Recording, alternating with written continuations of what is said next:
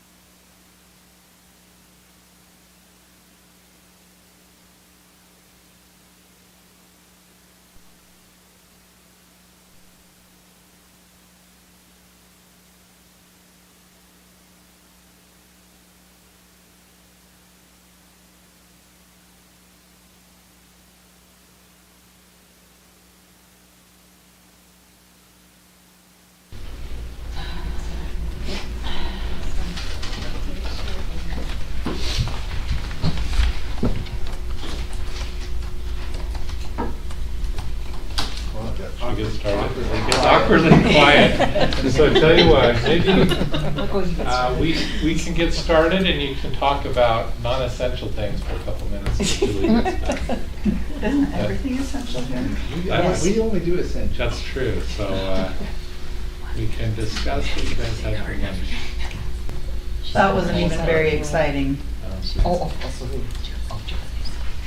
So you like the Olive Garden buffet thing where you get to pick what soups and stuff? Oh, we can do a buffet. What? We did not do a buffet, but it was good food. Yeah, we were not exciting. Well, why don't we get started? So, Okay. go ahead. Quiet like this, Julie's gonna feel even more I know, awkward when she so- comes in and everyone goes quiet, so. Thank you, President Clement. Appreciate the board gathering for study session this afternoon. We have 2 items on the agenda and then board governance. The first is our RISE assessment data. In addition to that, we have Summit High School and Polaris here. And the principals are here to report on their comprehensive school improvement plans that the board needs to be aware of. So we'll turn the time over to Scott Sumner, Executive Director of Leadership, Results, and School Achievement.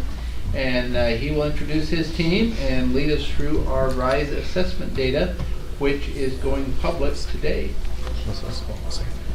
Okay, is this okay right here? That way, the camera's at the back of my head, but we'll. Just thanks for the opportunity to come and share this. We're excited about a number of things we're doing here in the district. Today is the day that the state releases the Rise and Aspire scores. You're not going to get a chance to see the Aspire. Some of you guys have already looked at it, like Stacy's already accessed they updated a couple hours ago. But Jason is here to share some of the RISE information and some of the other things that elementaries are doing. We're going to kind of switch orders really quick and start with our CSI schools. I'm going to introduce a couple people that you're going to hear from. Dan Viola is the principal of our Summit School, and Polaris is led by Corey Thomas, and their supervisor is Blaine Edmond. You're going to hear about the CSI schools. We have 2 schools right now, Polaris and Summit, that were, by state direction, we need to come up with a plan of improvement to work towards set goals and work towards those goals. One of the items of feedback was we have to have board involvement in the process. So it doesn't require a vote, as I understand it. It just requires receiving information and then giving feedback as needed. And so I'm going to turn the time over to, who wants to go first? Dan is first. Thanks, Scott. So Summit High School, Summit programs, primarily serves YIC students. Used to be called Youth in Custody, now it's Youth in Care, is what they call it. So students that are in DCFS, DJJYS, custody, as well as non-custody students who are, we consider them at risk for not graduating. Currently, we're serving in our program 111 students as of today, plus another 100 that are being mentored that are YIC students throughout the district K-12. And basically, one of the main criteria to be a school in this CSI program is that our graduation rate was below 67% with a 2-year rolling average. And as you can see on this slide, these are our graduation rates at Summit for the last 5 years. So in 2018 we were 40%, 2019 42%, 2020 we actually got above that 67%. That was a COVID year. One explanation for that, well, there's actually 2 explanations for that. One is that was the year that 2 credits were automatically given to every student, and it kind of shows our students how close they are, to graduation. That 2 credits really put them over. The second is with the schools shutting down towards the end of the year, our students stopped being as transient, and by transient I mean we have 111 kids today. By May 30th of this year, it's going to be 60 to 70 of those are going to be completely different students.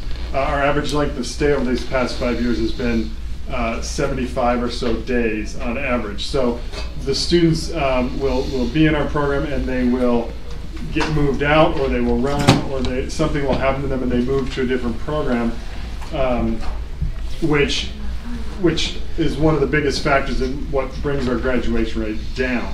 We'll have a student in our program and they'll leave and they are supposed to go to a different school and they never show up, or they just kind of disappear within the system. So, and you can see we're trending upwards on those graduation rates over the past 5 years. Our recommendations moving forward to get that graduation rate up is a three-pronged approach. One is continuing the implementation of our school improvement plan, and that school improvement plan was altered and changed a little bit when we got into CSI program, but it's very much oriented towards in the classroom, in the school, helping students that are in school right now. They're very good. They're very good interventions. I don't know particularly that they'll help the graduation rate as much as 2 and 3. They'll definitely help the students in the school, but number 2 is either assigning a faculty or hiring somebody who's solely responsible for tracking the students who are leaving the program to help find them when they do leave. So the past 5 years, our primary focus has been on the students in the school, which is a great thing, but putting more effort towards those students that have left the program, I foresee will get a big jump, because having a cohort this past year of 61 students, if we can even find 5 of those that maybe disappeared or that we don't know or never enrolled in another school, if we can get them enrolled in that other school, that'll help them because they're in school, but it'll also take them off our cohort, which will greatly increase the graduation rate. So doing that, and then number 3, having a system in place where we make sure that they're properly coded in Skyward, which is our SIS or School Information System. That will be another thing that we can do that I think will have immediate results in increasing that graduation rate. So with that, Corey? Before Corey goes, any questions or comments about Summit? Yeah, I don't understand a lot of stuff, but I don't understand how the graduation rates work with you. So if you start the year with 111 students, then are you responsible for tracking all those kids and making sure they graduate by the end of the year? Or, I mean, how do they assign numbers to you for graduation? We have any student that comes into our building that we enroll is then on our responsibility. So even if they leave 2 months later and they go somewhere else? For example, we've had a student that came to us from Ogden. They come to us from all over the state. Came to us from Ogden, got placed in a group home. So we enrolled them. They were with us for 3 or 4 days. This is just last year on our cohort. And they ran and they disappeared and we didn't know where they went. We're responsible for that. So we are responsible for that. Similarly, we could get a sophomore who comes into our program, stays with us for a while, and they leave, and 2 years later they're then on our cohort as counting as a non-graduate if they didn't show up and get enrolled in another program somewhere. And that's a similar pattern with our high schools. Once they enroll in the school, if the student leaves, we have a great effort to try to go after those kids where they go so they can make sure they enroll in the school. Some say they are going to enroll, but we follow up with the schools to say, did you get them, where are you going? I mean, just to make sure, because we want to make sure they're successful in schools, but it's a numbers game, but more importantly, it's just helping track the student to know what education they're getting. So of those that actually stay with your program, do you have some other numbers, or do you have an understanding? I mean, of those that stay with us, we graduate, I don't want to say 100%, but if we have a student with us that comes to us and we see them all the way through their senior year and 1 year after, we're 99% sure we will get them graduated. I won't say 100 just because there are some that don't, but that's another thing is we will get a student who has 5 credits at the beginning of their senior year, and we feel confident if they come to school, we can get them graduated, not by the end of that senior, but given into the next year. Yeah, and so, yes, the ones that are dropping out or that aren't considered graduates are those that leave. So when you have a student there, you have a high success rate. Yes, we do. Okay. Thank you. Corey. Thank you. Thanks, Dan. All right, I'm not quite as transient as Dan is. Okay, we're not even close to transient as Dan is, so we have a few benefits that we get with our students. So all 10 high schools feed us. Typically, when a school year starts, each high school can send us 2 sophomores to start the school year, and then the rest are usually juniors or seniors. And then come mid-year, then it's kind of open game, and any sophomore could come to us. So that's who feeds us. The implementation that we have done since CSI, we've got involved with CSI, is we have put in a homeroom program, and so our students 5 days a week meet with the same teacher, so that teacher's a mentor. The idea is that they would help them keep track of all of their classes and keep them passing, make phone calls home, do whatever. We put in a behavior intervention system. That's pretty much our reward system, our Titan tokens. Big focus that we've tried to do is improve parent communication and our relationship with the parents. With our students, parents are really good to us, but they're not very involved in the kids' education. When we call home, they're great, they talk to us, and they support us, but for its follow through and stuff, the kids just don't seem to have that they might have in some of the other homes. And then we implemented the SLAM program, which is the student learning and makeup. So that's if a kid failed a class and they were close to passing, it's within, like if they were needed 60% and they were at 50%, then we would SLAM those kids, and the teachers would work with them to help them get those essentials that they're missing to be able to get the credit they need for graduation. We really put a huge push on our roots values, as you can see what they are. We talk about them on a regular basis with our kids, and all of our Titan tokens are based on this. So if the kids are found owning their own actions, I've given a Titan token. And it might be in, we just picked them up with marijuana, and they didn't scream and fit, and they just owned it and was good, they might own it or earn it. A Titan token. So we really work hard, and all the teachers, secretaries, everybody gets the Titan tokens. Okay, our graduation rate has gone up a little bit. So from, you can see when we entered, so CSI came to visit, is what I understand, in March of 19, and that graduation rate was 46.47. I'm not quite sure, that was a record low in all of the in the 10 years that Polaris has been there, and not quite sure where that is, where it came from. I know the courts, one can't send kids to court, all that stuff. So from there, we had the next year 11.8% increase. The next year was a 13.6% increase, and then this year, right now, it's pending, and we're expecting to be about 75%. Okay? I still want to argue that because I think they're missing a kid or two, but I'll take it. Okay. This is extremely, we're proud of this because 80% of our students come to us deficient credit. And 90% of all the students that come to us are on their watch list, their traditional schools watch list. So we have a lot of work to do. So my recommendation, they had an other down on the bottom, and my recommendation is to put us on monitoring status.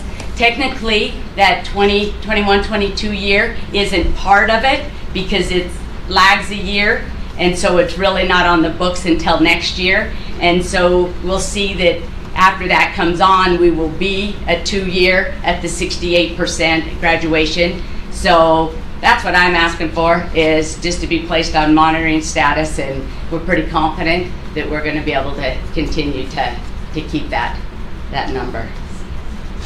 And 10 years ago, Polaris was open, so we just had our 10th graduation, and in those 10 years, we've had 1,031 students graduate. That is a great possibility. If they did not have Polaris, they would not have graduated, or at least 80% of them. So thank you. This is a great presentation. What do you think has made the biggest effect on improving graduation rate? Tracking students, absolutely tracking students like Dan talks. I think that we work really hard when kids leave us, that we know where they're going and really try to give them all their options of where they are. The thing that we talk about on a regular basis is connection. I think the class sizes are huge for our kids. We have a big population of anxiety kids, and to walk into a class of 5 to 15 compared to 40, and their teacher knows them by name. Everything we do is just connection, connection, connection, and be it a secretary or what, everybody plays a role in that. And obviously, or in our mind, they're with us because they didn't make a connection at their boundary school. And so if we can make a connection, and I mean, we put a lot of effort into the parents, but I can't say that's extremely successful. We feed them a parent-teacher and back to school night and stuff like that. We definitely get more on that. But I think our wellness of everything and that we're doing to help them with their wellness, you know, our pantry, the closet, the Zen Den, all that kind of stuff is just attracting a kid that really needs us. The non-attenders, I don't know. I would educate them, or Dan, if they're there, we'll get them a diploma, but it is tough to educate them when they're, and you'll see as a report card comes out of what our report card is, and I think we have like 21%, I think is what it reported, no, 41, I don't know, it was bad, of students that 10 or less absences, 10 or less absences, and we don't, I wish we only had 10 absences, so. So I think that maybe for both of you, that this year the law sunsetted that kept us from doing attendance type measures, a lot of them. Have you thought of modifying your attendance policy at all to try to help them with? Absolutely, absolutely. We've had some talks with Blaine and others. We want to make sure that whatever we implement, that we have the backing of it. We just don't want to implement it to say we did, but we want to have real, we want to know what we can do and what we can't do. I've talked with Valley and Independence, all the sister schools really of us, to say, what's your attendance policy? How are you getting that percentage higher than us? And we'll just continue. I'm going to do 2 visits, first in November, and just see what others, why are the other attendance better than ours? No. Other questions, board members? No, but I have a comment. I think the thing that I love best about your school, when you said that they don't make connections in their homeschool, I think sometimes some of our kids get a little lost. And my favorite thing about Polaris is the way the students reach out to other kids. A lot of times you're in a secondary school and there are so many kids that it's just chaos. But to watch them, reach out like, hey, how you doing? Or hey, are you new? Are you coming here? You're gonna love it. And I think that is just, it's an indication of how well that you have let out on that, and that they feel that, and that they feel that they can then take that ownership. And I think it's a really remarkable thing that you do that will serve them well throughout their lives. So thank you. Can I ask one more question? Absolutely. You are in a new facility. How has that impacted things for both of your schools? It was rough to start with after that move again, but good. Good. Ours is, the new facility is centrally located, has been really helpful. It's hard to track this as far as data goes, but the bus ride from Eagle Mountain down to Orem was really long, and kids were getting on the bus very early. This has cut that down a little bit.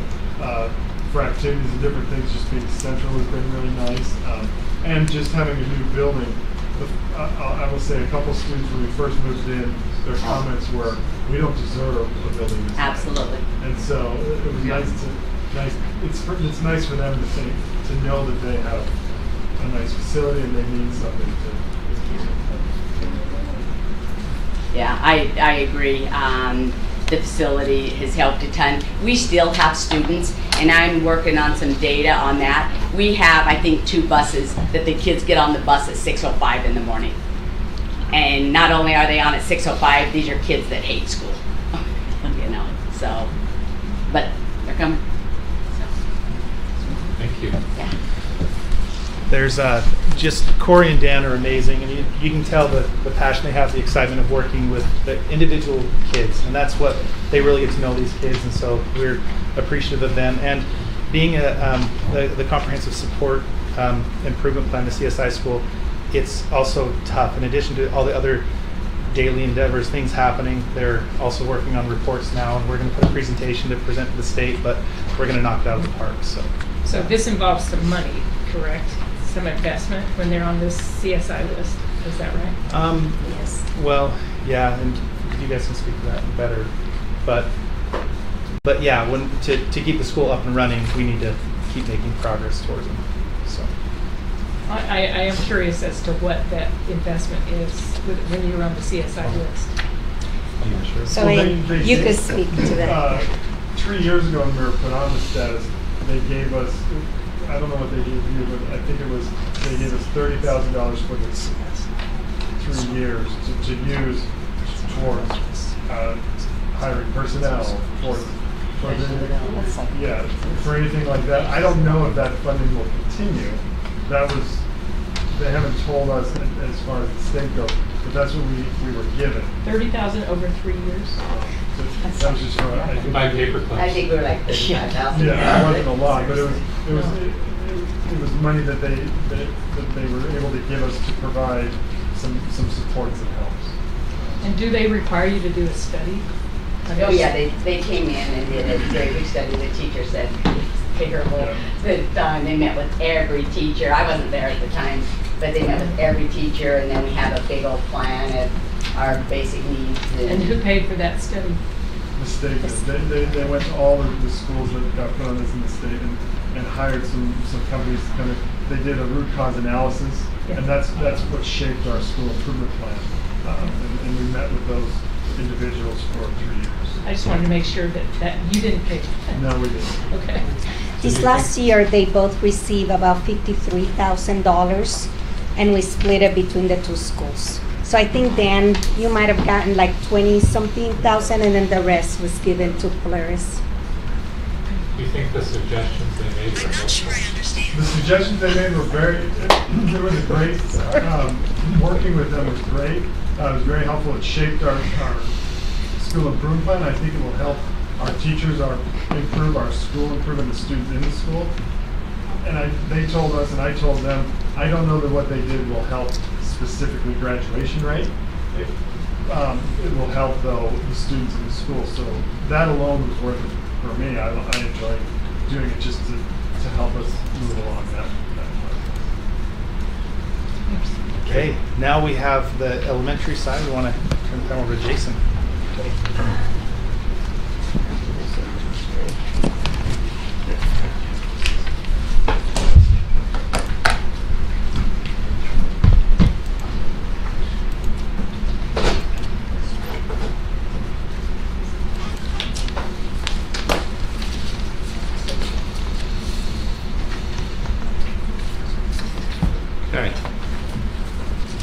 Thanks for having me.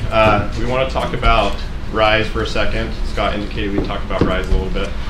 There's our district performance in RISE K-8 there at the top.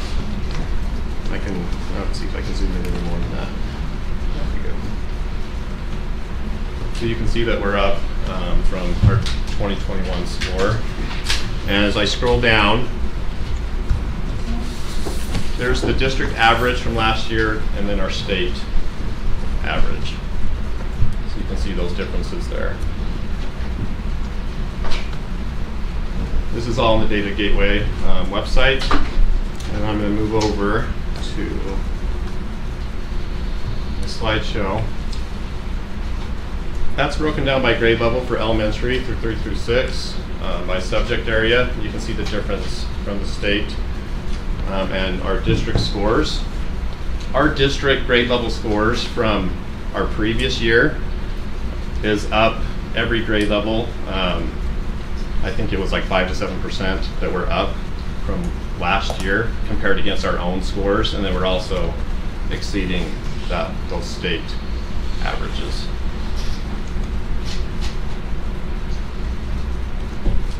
Real quick, something that we want to talk about in elementary, the good things that are happening right now. With supervisors and directors, we meet with each elementary school leadership team. We make a monthly visit to each school, and we talk about their school-based achievement priorities. There's a website that tracks all of our elementary schools. So I have the opportunity to be with Michelle Stevenson, and we go out to all the schools in the South and Title I schools. Every school has a spreadsheet. You can kind of see like a screenshot right there. And it has the overall school-wide goal, the student group goal, and then the student connection goal.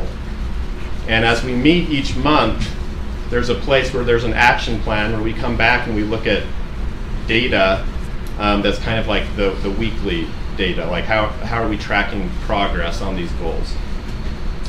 I think in the past, sometimes we wait for like the middle of year data to come in, and now we're looking at weekly data to see if they're meeting those goals. Our assessment team, we have an elementary data website where we pull the data that helps schools measure their progress. And so we pull that for overall our student groups, and then as schools have student group goals, they can look at that data. And so we have a website, and we can share this out. I think all of you have the link to our website that has that data. So we have baseline data currently for this 2022-23 school year. We've done the KEEP. That's the entry. Those are the preschool standards of how of our kindergarten students, how are they coming in. And then we have Acadience reading we just finished. And then we have district benchmarks that are currently running that are optional for teachers and schools to use. There's the KEEP scores for this year. You'll see it's broken down by literacy and numeracy, and there's a level 1, 2, and 3. These are preschool standards. So this is how our students coming into kindergarten, they have the preschool standards to be able to be successful in kindergarten. You'll see there in the second bullet, these are within like 1% of last year's KEEP entry scores. They are almost exactly the same. Our students are coming in the same. We do have all-day kindergarten at schools, where before we had OEK, and it wasn't all of the kindergarten in the school had all day, but now we have full day. And so that's something we're tracking to see if the full day kindergarten at schools is making a difference this year, as we look to add other full day kindergarten schools. Acadience reading, those are our proficiencies for beginning of year right there. There's our baseline data. And I think every elementary school has a literacy goal for their school priority. And as we meet with schools, we look at progress monitoring data to see how are students doing weekly. Are they making the progress that they need? We have an assessment team of testers. We have 80 testers, and in 4 weeks we tested almost 44,000 students, which was awesome. Our team is very skilled and highly trained, and that team creates inter-rater reliability with the data that we have, and they go out to all the schools and test. That takes kind of that workload off of our teachers, because we have a team that goes in, and every single school then gets the same testing experience. And so we do that for K-6. Finally, real quick, we have district benchmarks that are running. They're optional. So we have quarter benchmarks for ELA, and they align with the essential standards on the report card. These items, these tests that are created, were created by teacher teams from across the district. They are vetted with those teacher teams. Our assessment team, we go to every RISE, item writing, data analysis, review at the state level. So we are using the same protocols and practices to be able to create these district assessments. We go through the exact same process. So we'll have ELA, we'll have 4 different quarter benchmarks. They're optional. A teacher can use those just to see how they are doing with those ELA standards. Math, we made a pivot based on teacher feedback. Last year we had trimester benchmarks for math. And depending on the team and the scope and sequence, sometimes that math benchmark didn't align with what teachers were doing. And they said, well, we haven't taught that standard yet. We don't want to take the benchmark because we'll score poorly. So we have developed single standard assessments that teachers were asking for a lot. They want to be able to teach multiplication of fractions and then do an assessment exactly on that. And so we have a Form A and a Form B. So they take the fraction assessment, they see which students are not getting it, those that might be getting it, and they do an intervention, and then they take a Form B, which mirrors the Form A assessment. So then they can see if their interventions are working at the school. The standards are listed there, and so we went from one single assessment per grade level for each trimester to 74 single standard assessments times 2, because there's a Form A and a Form B. All teacher created, vetted by teachers. We make sure that we look at the data analysis after to see which items are scoring well and which ones aren't, to make sure that the data goes with our other assessments that we have with RISE and team common assessments. So the teacher would assess, not the tester. Yeah, it's on the computer. They get on the computer and they take that assessment. And then they have team data. They also have data that they could look at from other schools that take that exact same assessment. And so that's also nice. They can learn from others. 2 points. In our cluster meetings, we've had very positive response from teachers to that math adjustment. So they said, thank you for making that adjustment. It aligns better with our instruction, more useful tool to us. Yeah. Second, are we to the point with those district benchmarks assessments that we see a correlation between those teachers that are using those and end of level assessment? That's a great question. So we've seen kind of both. We've looked at district assessment usage and RISE benchmark usage. So they're using multiple assessments, and teachers that use them score higher. Now, it depends on the team and how that team is functioning. Now, that doesn't mean that's a direct correlation, but we do see positivity with that. But we backed off on the requirement of that, saying those are optional. Yes. And our intention there was to hopefully see some progress there, so others will see that as a useful instructional intervention or useful pedagogy that then leads to higher end-of-level assessments. Right, because when we required it, we had a lot of schools push back, or they thought maybe that was a hoop to jump through. And now we have teams that are bought in to using them, and we have teachers that come in the summer and vet and write items and create these assessments. When you say write items, Yeah. what does that mean? So each question is written by a grade level team. So we'll get like a 6th grade, like 40 6th grade teachers from our district. They'll come in and they'll start writing questions aligned with the essential standards. Item would be a question. Concept. Yep. A question yeah. on the assessment. Okay.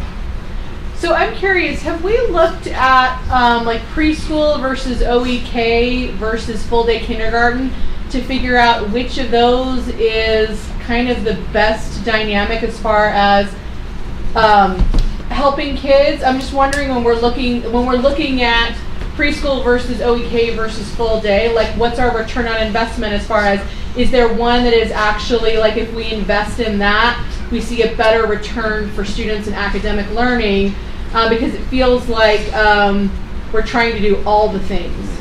Yeah. Well, I can speak to OEK data. Our OEK data over the years, our students in OEK perform better than students that came half day.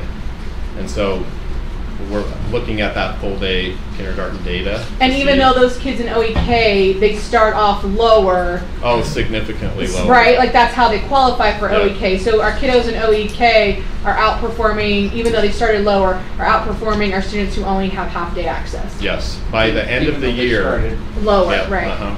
Like you'll see, like OEK, you might see like 10, 20% beginning of year proficiency. By middle, they've almost caught up to just all the students, and then end of year, OEK students surpass those students that went half day. And do we keep longitudinal data on that to see if that effect carries over year to year, or do we track that? We haven't tracked that, but that's something that I think would be great to track. And I'm also curious, so when we're talking about the RISE scores, is RISE actually determining like that we are hitting the standards? So yeah. Because I think one of the confusions is that like when you're showing things like whatever 52%, that I think sometimes the public translates that into 48% of our kids are not literate. Yeah. And so I think sometimes that's a misunderstanding because, like, for example, one of the standards is, and this is a 3rd grade standard, you have to use text features and search tools like keywords, sidebars, and hyperlinks to locate information relevant to a given topic efficiently. That has nothing to do with the student's ability to read fluently or to comprehend. So a student may score poorly if they have not mastered that standard, but it doesn't mean that the child is not a fluent reader. Yeah, that's correct. In the RISE, you can look and see the domains that are assessed, and that's exactly right, because it could be they don't know the convention rule for that grade level, but they still can read. So the RISE does not indicate, yes, they're reading on grade level.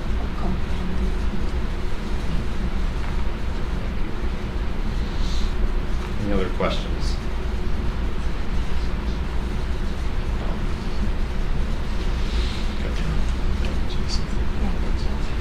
Thanks, Jason.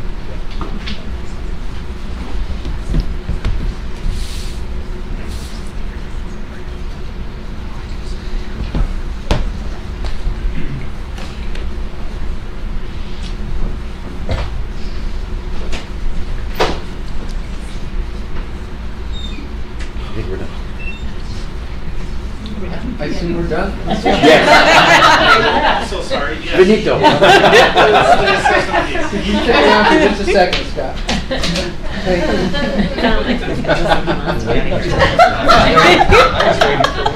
Like, I don't know what I was like, that's an awkward This time. meeting actually goes till 5:30. I was going to go get a Diet Coke for everybody. No.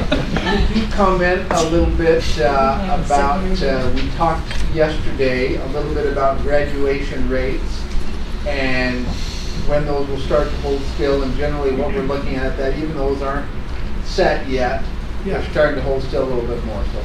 Yeah, as of today, so we start tracking graduation in the high schools, sophomore year. And what I mean by that is credits ready for the next level to see where they're at. So by the time a student hits their, just starting their senior year, that's when like all hands are on deck to start setting up classes, make sure things are aligned. And so our schools are really working all the way through the school year. When graduation hits, when they walk and it's over, it's not quite over until October 1st.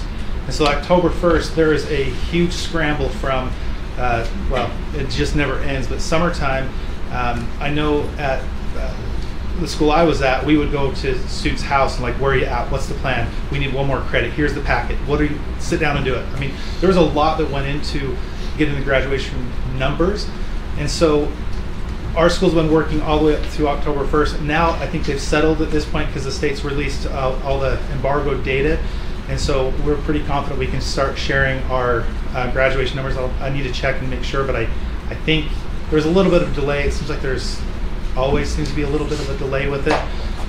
We had an interesting glitch with some students that were counting one way when they should be counting the other way. So ours is taking a little bit, meaning Alpine School District, taking a little bit longer, which is why we're now the 11th and we don't have a finalized graduation number.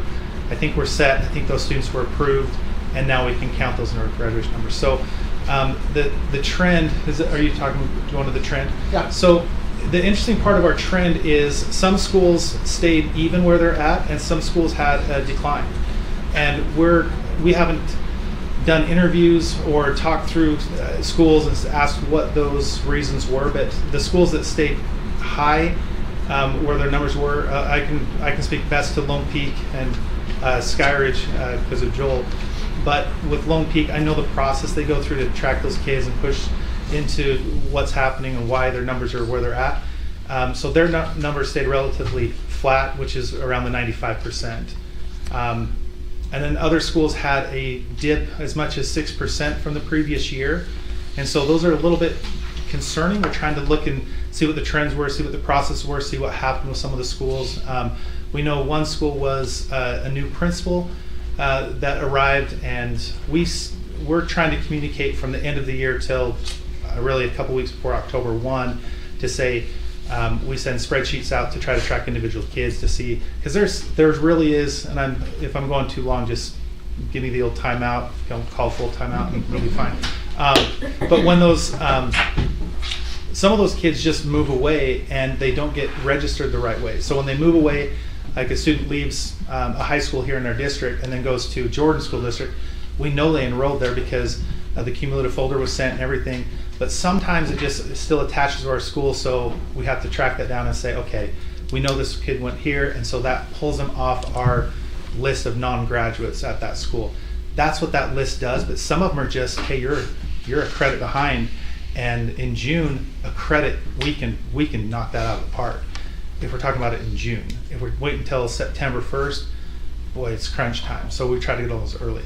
Long story short is we want to get into the trends of why some of those schools dropped, and part of that will just be conversations with the principals to get into their counseling department and say, okay, what did we do? What was our processes? I would love to see those schools that had a significant drop meet with some of the schools that stayed level, and some actually, a couple actually went up.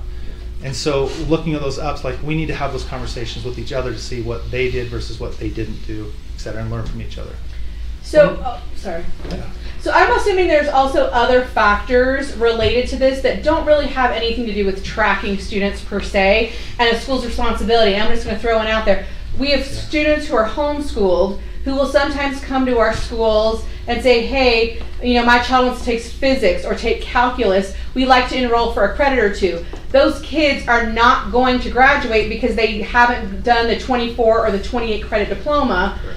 But when we create a homeschool friendly environment and we say, yes, please, we want to provide that service for your student, even if they're not a full-time student with us, but then that also then negatively impacts our graduation scores because those students will show as non-graduates, even though their intent was never to come and get a 24 or 28 credit diploma, their intent was to come and access specifically the courses that they wanted to, and we encourage that and welcome students to do that. But then the flip side of it is it can negatively impact us in data, which doesn't tell the full story, and the full story is every student who walks in a school at ASD, we want to try and serve those students and their needs. Correct. So that is the case with a number of kids that go down that road and choose that as a family. We also have what's called a homeschool exemption, that a student, if they're in that situation, there's a few that would come up where we'd say, look, if you're not full-time here, we'd like you to sign this form. If the form is signed saying the parent has taken responsibility to educate them at home and get the credits worthy of graduation to go to college at home, they'll sign it, and then that student will be exempt from our list of non-graduates. And so our schools what we want to be very careful of and protective is to make that a valid data point of true homeschool exemptions, not ones that are like, hey, sign this if you're not going to finish, or that. And I think our schools are doing very responsible work to make sure those students in that situation sign that form so they don't count against us in the graduation rate. And that's separate from the affidavit that parents file to say, I'm homeschooling, I take responsibility. The exemption form is separate. Correct. And maybe not necessarily always 100% given to students who maybe qualify for that exemption form, which would then give us clearer data. We're still dependent on that's exactly right, and we're still dependent on a parent willing to sign that, to have that on file for us. And if they don't or won't, or we can't track them down, or whatever the many reasons why, then that student would impact our graduation that way. Thank you. Good point. So, thank you, Julie. The data should hold still and it should be public soon. Yeah, I would say with good confidence by the end of December. No, I'm just kidding. Tomorrow. I feel pretty confident we can send that to you, a copy of it tomorrow to you to look at. And then we will disaggregate that, break that down, look for trends within Alpine School District, look at demographic factors, all of that as we come out of COVID and the variables, and then start finding best practice and get schools working with schools to improve that. Yeah, we'll do. We'll put a team together to look at that, and then meet with the high school principals and talk through it. We're also talking right now currently of junior high, 9th grade. Since they're not in the high school, we're having that conversation now with our junior high principals, saying we had a goal of 95%, and we're still trying to.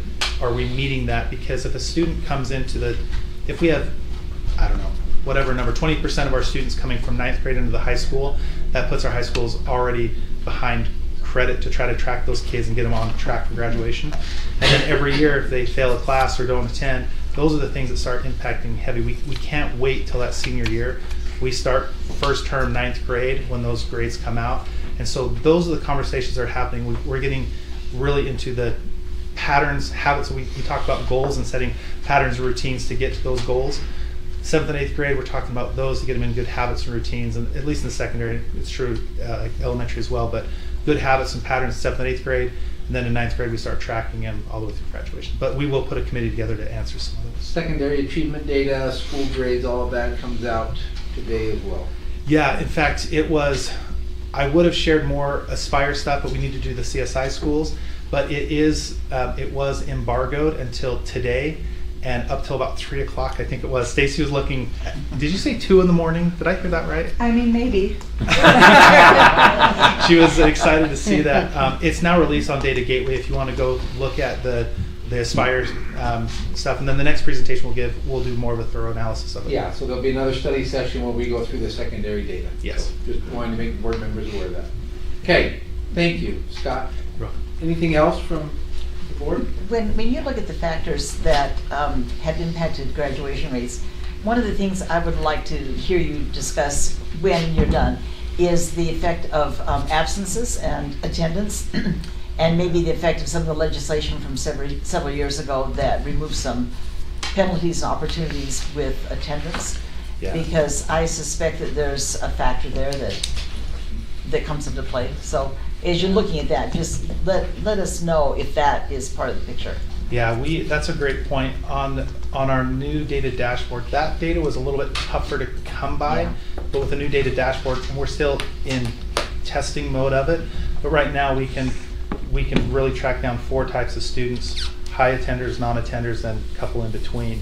And so those can be, we can actually drill those down to the student and see where they fall in the continuum of that. Yeah. Okay, great. Okay. Your point actually shared some interesting data today about out of like 101 failing grades, I think they missed 10 days or less. Yeah. And so where we expected the numbers to go the other way, I don't know, it's fascinating the things they're tracking, so. Okay, now you can take a little break. Sorry, I was just congratulating Jason. Scott is never going to move from this table ever again. He was presenting and gone. Okay, appreciate our business administrator, Rob Smith, and his team being here. They're going to review fiscal year 2022 year-end expenditures. Now that we have closed out the year and gone through the audit process, they're ready to share some information. So Rob, we'll turn over to you and your team, and thank you for your preparation.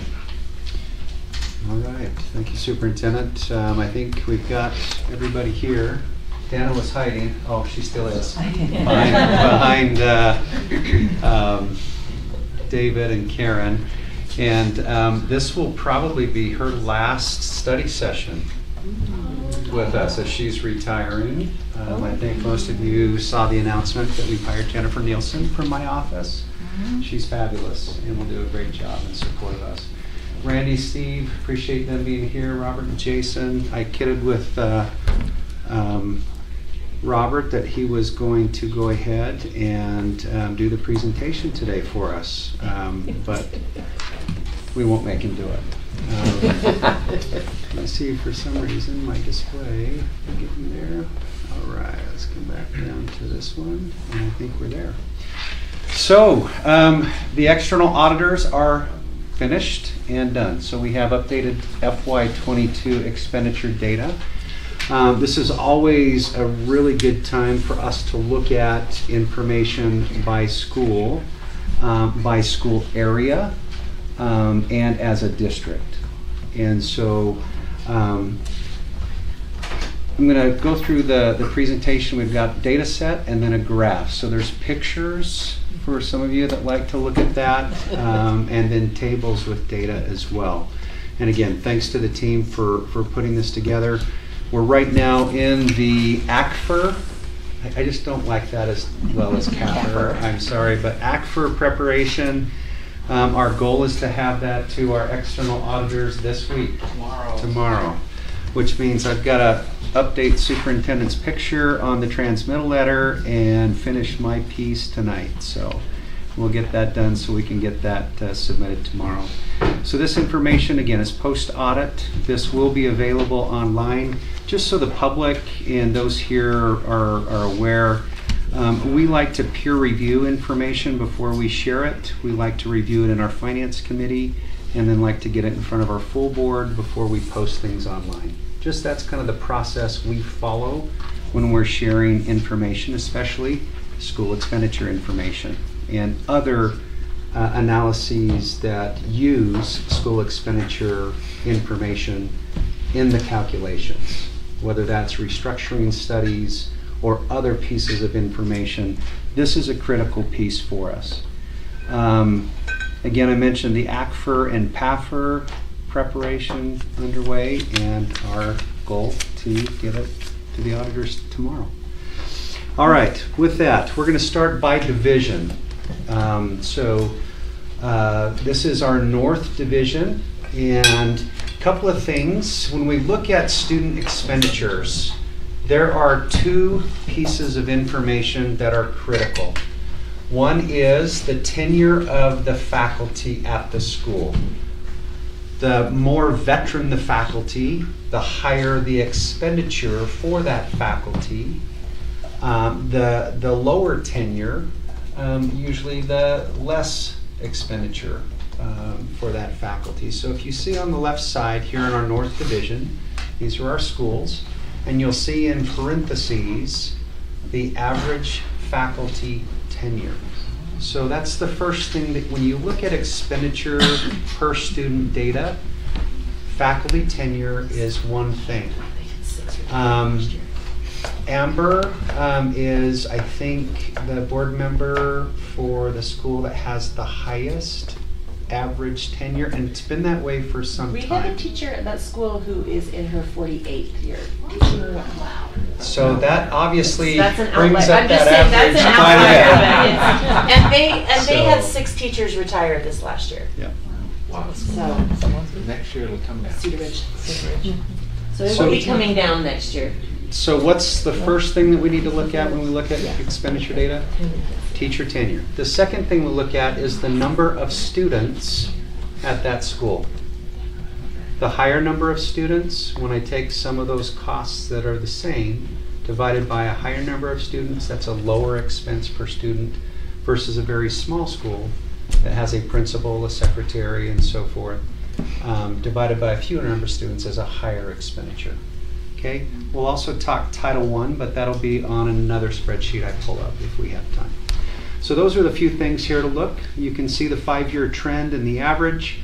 I'm going to focus on 2022 data. This division, the average expenditure was $7,800, okay, per student. And again, I'm not going to get into the high and the low. We'll provide this information. You can get into some of those more detailed analyses, but that's our North Division.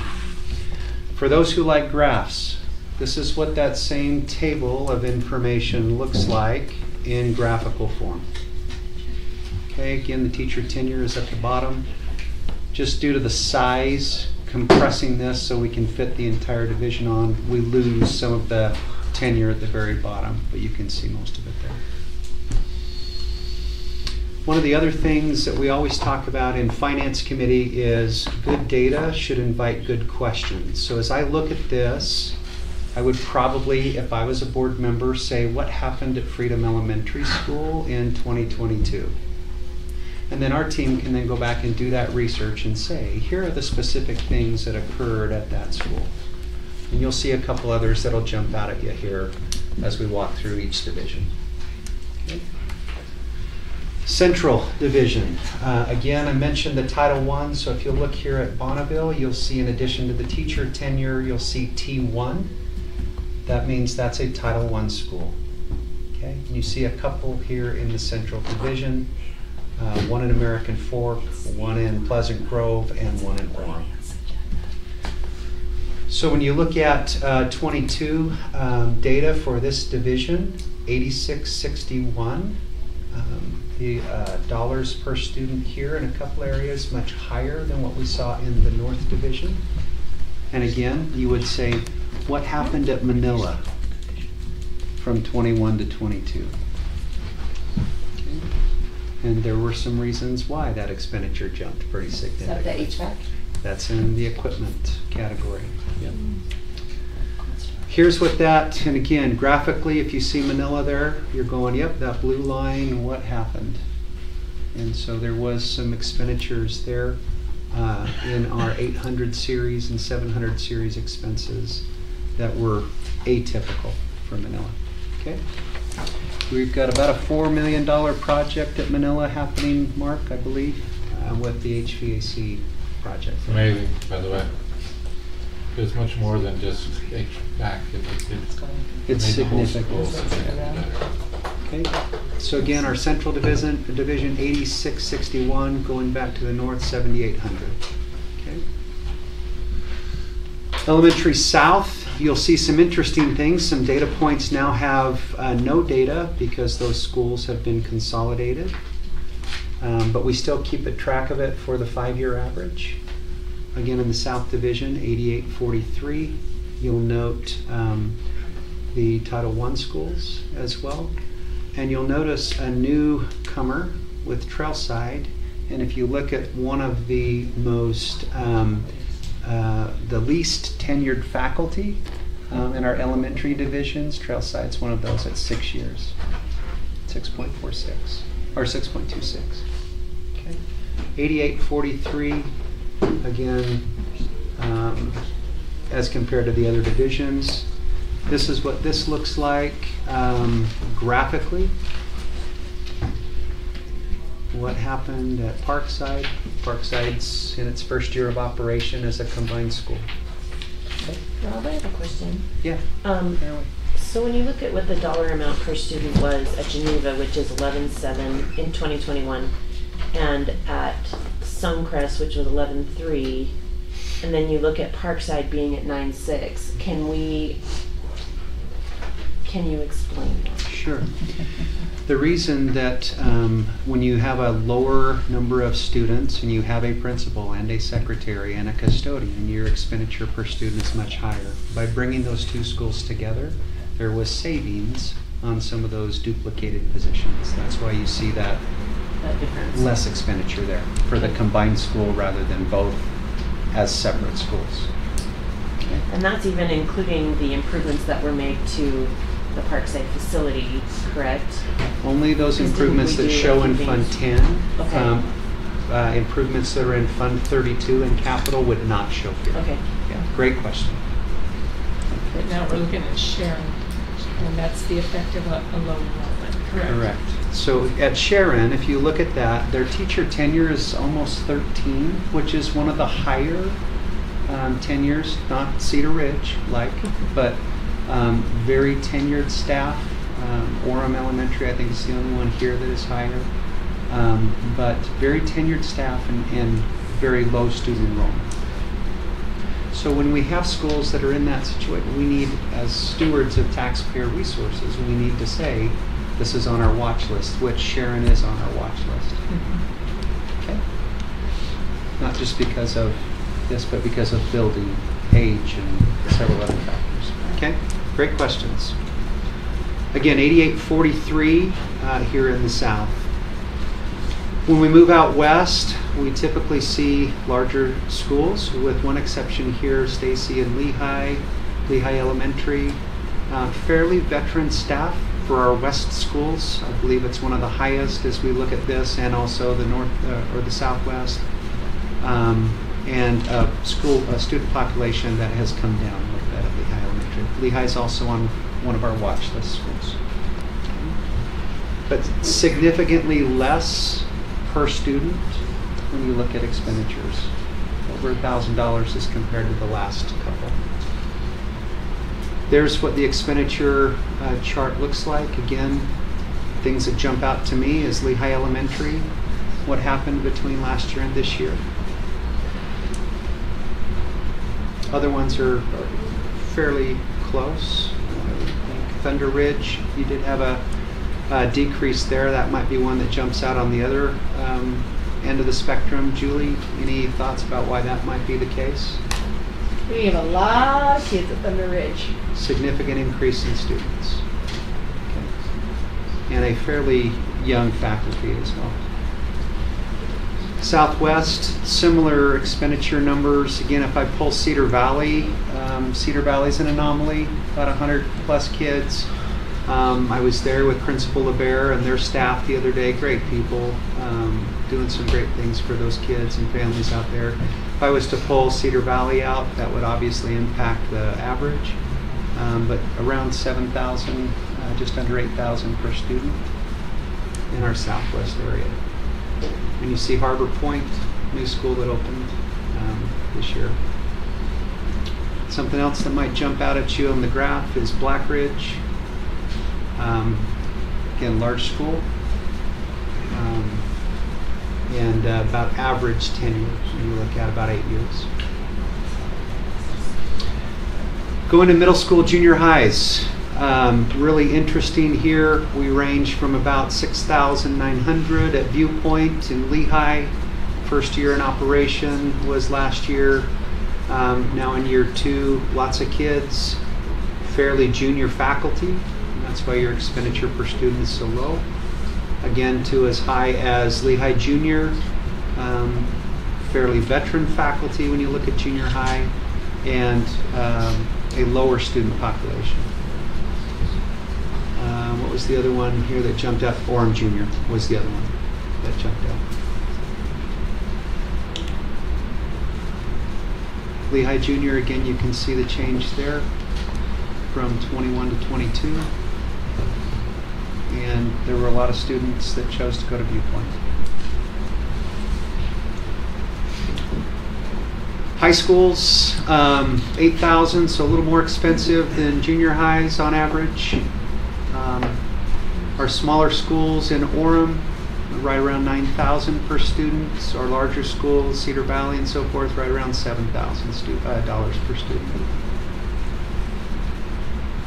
So when you look at the averages by division, about 8,000 elementary, about 8,000 junior high, about 8,000 high school.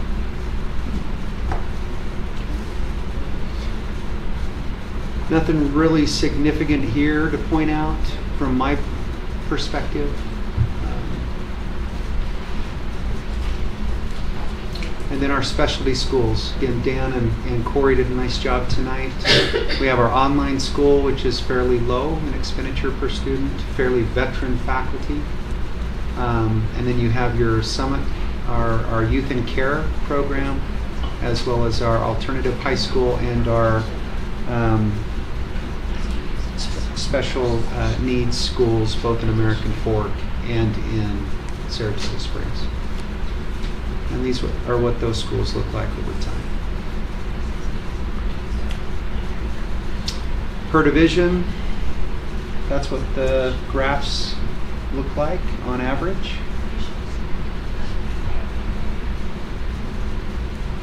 Specialty schools, you see a small dip there. But nothing out of the ordinary there when you look at it on the average, which is why we need to dig down and look at each school and by each division or cluster. Okay? Because if all we looked at was this, we would be happy. That's a normal pattern. Okay? All right. One thing else I wanted to show, and that is the detailed data. This is the one that a lot of people really like to look at. I will try to make this a little bit bigger so it's more visible.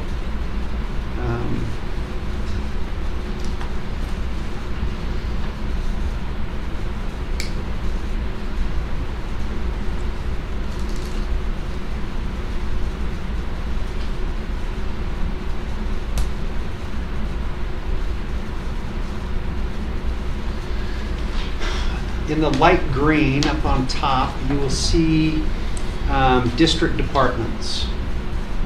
One of the things that's important is to look at not just the direct cost for each school and in what category are those costs, but also what is the full allocated cost. When I look at all of the support that's provided for those schools, whether it be transportation or technology or business services or our 080, which is undistributed, it's a district location, utilities. We don't allocate utilities to the location. We take care of that district-wide, okay? So it's important that we look at those district expenses and then allocate those out to each school to get a full cost per student for each school. So I'm going to follow Harbor Point across, one of our newest schools, and I'm just going to show you the calculations so you can see how that works. All of the district departments, all of those expenses are here in total, divided by the number of students based on our October 1 count, and that creates an overhead or a district support cost per student. Okay? So if you look at that's the calculation. This is the direct cost per student at the school. When I add in that per student for all the district support departments, that gives me a fully allocated cost per student. Okay? I've highlighted in yellow some of the schools that are above the average cost, and this is kind of a light orange color, I don't know, tangerine or whatever fancy color people want to use, those that are below the average. So just as we scan through, you can see some of those. So the overhead is consistent as general district expenditures. The other one varies because of the number of students and the teacher tenure. Teacher tenure primarily. And then the total is allocated per student at that school. Correct. This is something that we started doing a number of years ago, and this board has asked for tweaks to it over time, and so we tried to respond with that information. Okay. We have the same data for Fund 21, which is our student activity funds. These are direct costs to the school. That's why you see no allocation up here in the top. These would be school activity programs, before school, after school. Obviously, the high school has significantly more expenditures here than does elementary schools, but that's that. And then our Fund 23, we have a lot of conversation about Fund 23. Many school districts have consolidated their Fund 23 into Fund 10. We choose to keep it separate for a couple reasons. Fund 23 are programs that are outside the K-12 mission. So preschool, it's outside K-12. So preschool expenditures are here. Adult education expenditures are here. Extracurricular programs expenditures are here. So it's outside. The board apportions a small bit of property tax revenue from your board levy. It goes into fund or assist funding programs in Fund 23. And then you'll have preschool revenue, tuition, so forth, adult ed revenue. All of those come into here. Again, there are some district support costs, so that's why you see this amount up here. The per student overhead for Fund 23 is $25. Okay?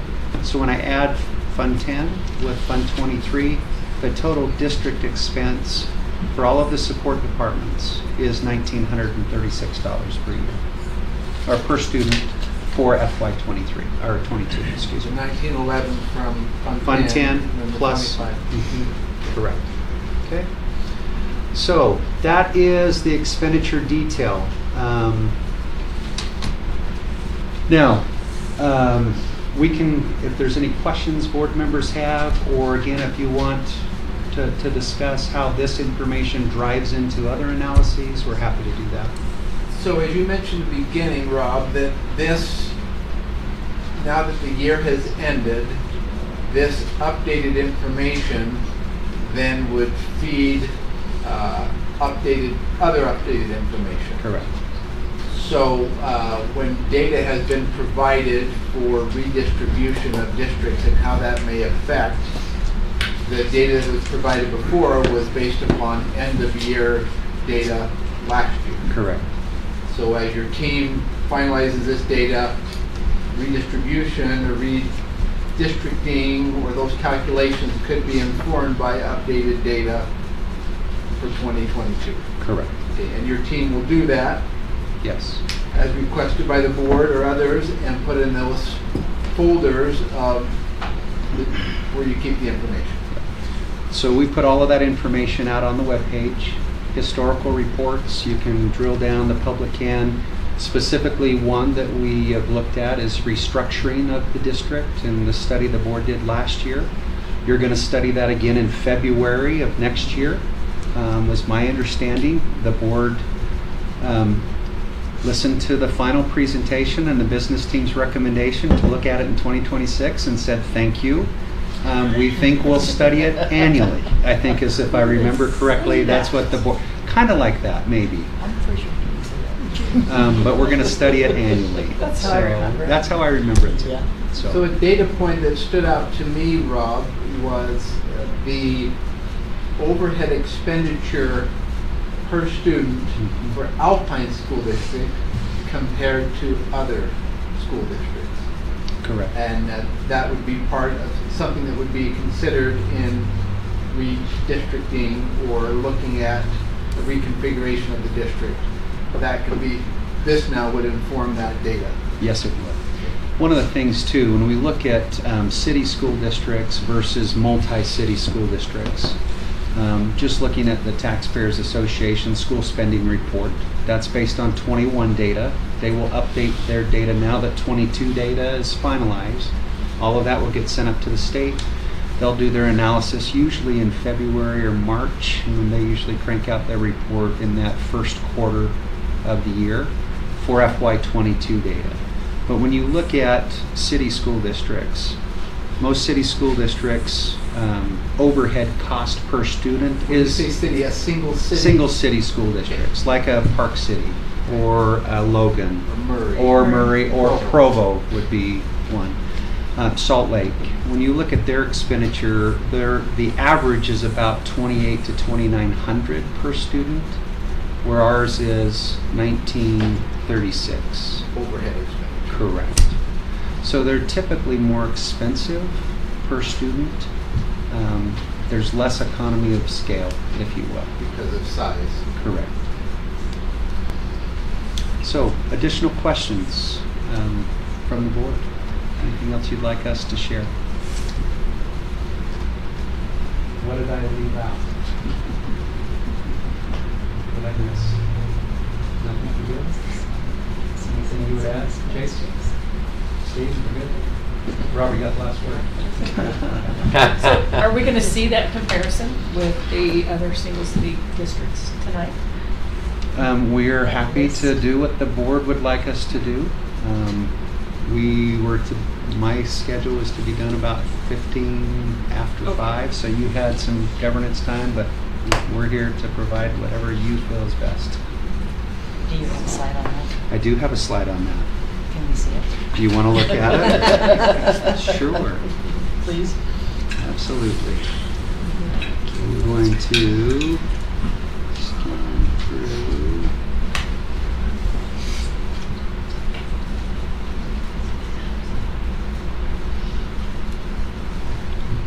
Oh, there it is. There's your data. Okay. So this takes a look at, and this again is FY21 data. What we just shared with you is FY22 data. And so as we look at the calculation, please keep that in mind. But we're trying to take a look at how does Alpine compare with other single city school districts in the state. And that data is taken from the red box. If you see the highlighted columns E through I, that's where that data is taken from.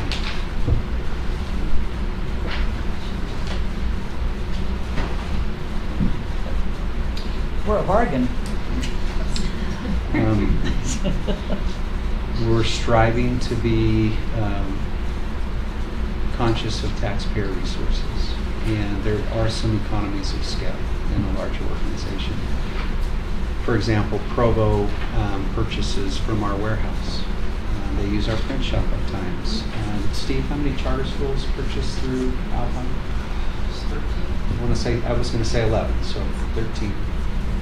So other entities utilize some of the efficiencies, and that helps us keep our costs lower for our kids too.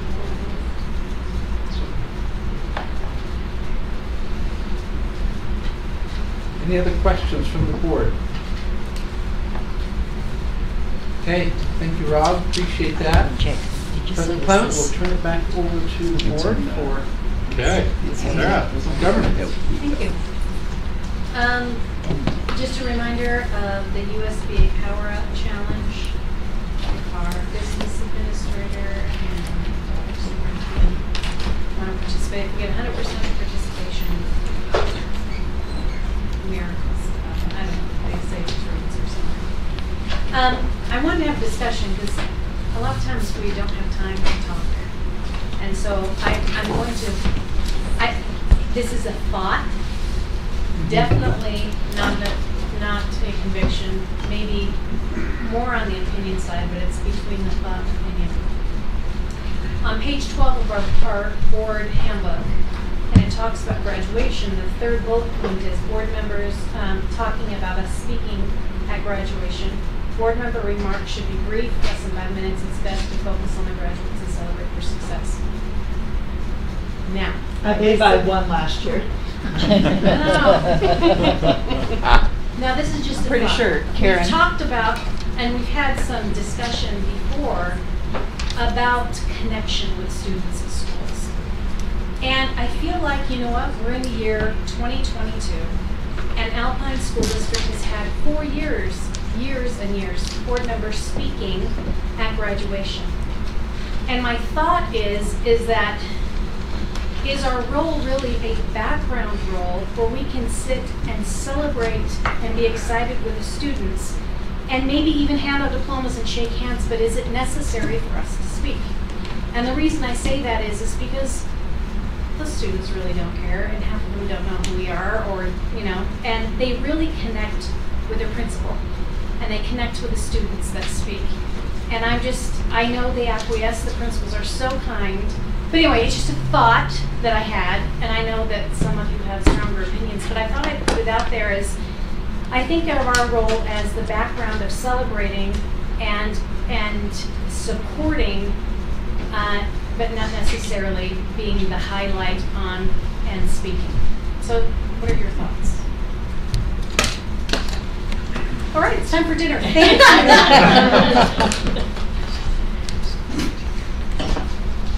I had my hand raised. Oh, go ahead. I certainly don't consider myself a highlight of a graduation. That obviously students are the highlight. But I do remember a board training in which we were told as newbies that we are elected officials. And that as an elected official, it is a big deal to have the trust of your community. And I think that there is a place, and graduation is one of the few places where our public can see us and learn to recognize who we are and just get a snippet of what we're about. So I think it's an important thing. Good, Ada, thank you for sharing that. I think that's a good thought. Sarah? Sarah? You know I love what I do at graduation. I know you do. You connect. I connect. I don't give a speech, I celebrate the students. And I've had people say to me years later, the only thing I remember from graduation is what you did with the students. I've had numerous parents tell me that 3 or 4 years later. So I'm really loath to change what I do. I've modified it this last year to line it up with the 6 C's. And both Orem and Timothy work together. We all work together and kind of plan how we're going to do that. But I love the way I celebrate students. So whatever else you do, it's up to you. But You've done it for a long time. But And you're good at it. I love watching them and seeing what they've done. So. Well, I'm still waiting for my prize in the mail. I believe I came in under 2 minutes. Not that multiple people weren't watching, but I agree. I think that when you are a spectator in the audience and you watch for that length of time, I don't know that anybody is thrilled to hear from a board member for a long amount of time. I think it is just to get. I'm probably in thought mode too. I think we get up, we give a short message, and be done. I mean, I think the one comment I get is they didn't even know board. Like, what does it mean to accept the graduates? You know, I think that's probably the piece. I don't know. I'm not tied either way. I just think anytime that we can shorten what we do, that those audience members are thrilled for us to do that. Good thoughts. Thank you, Stacey. Amber? I agree that being quick is important. I mean, we've been consistently graduating a very high number of kids, and it takes a long time to read 800 and something names, and graduation can get really long. And so I don't think that it's appropriate for board members to give a huge, long, 20-minute soliloquy on life and all of their thoughts. But I do think that it's an opportunity for board members to do a couple of different things, and one of those is to recognize staff and administrators and and parents for all that they've done to get students to that accomplishment. I also think it's a great time to celebrate students, and so I'm not totally married to the idea. I mean, if we decided that it's not valuable to us anymore, but then it's not something I would fight hard against.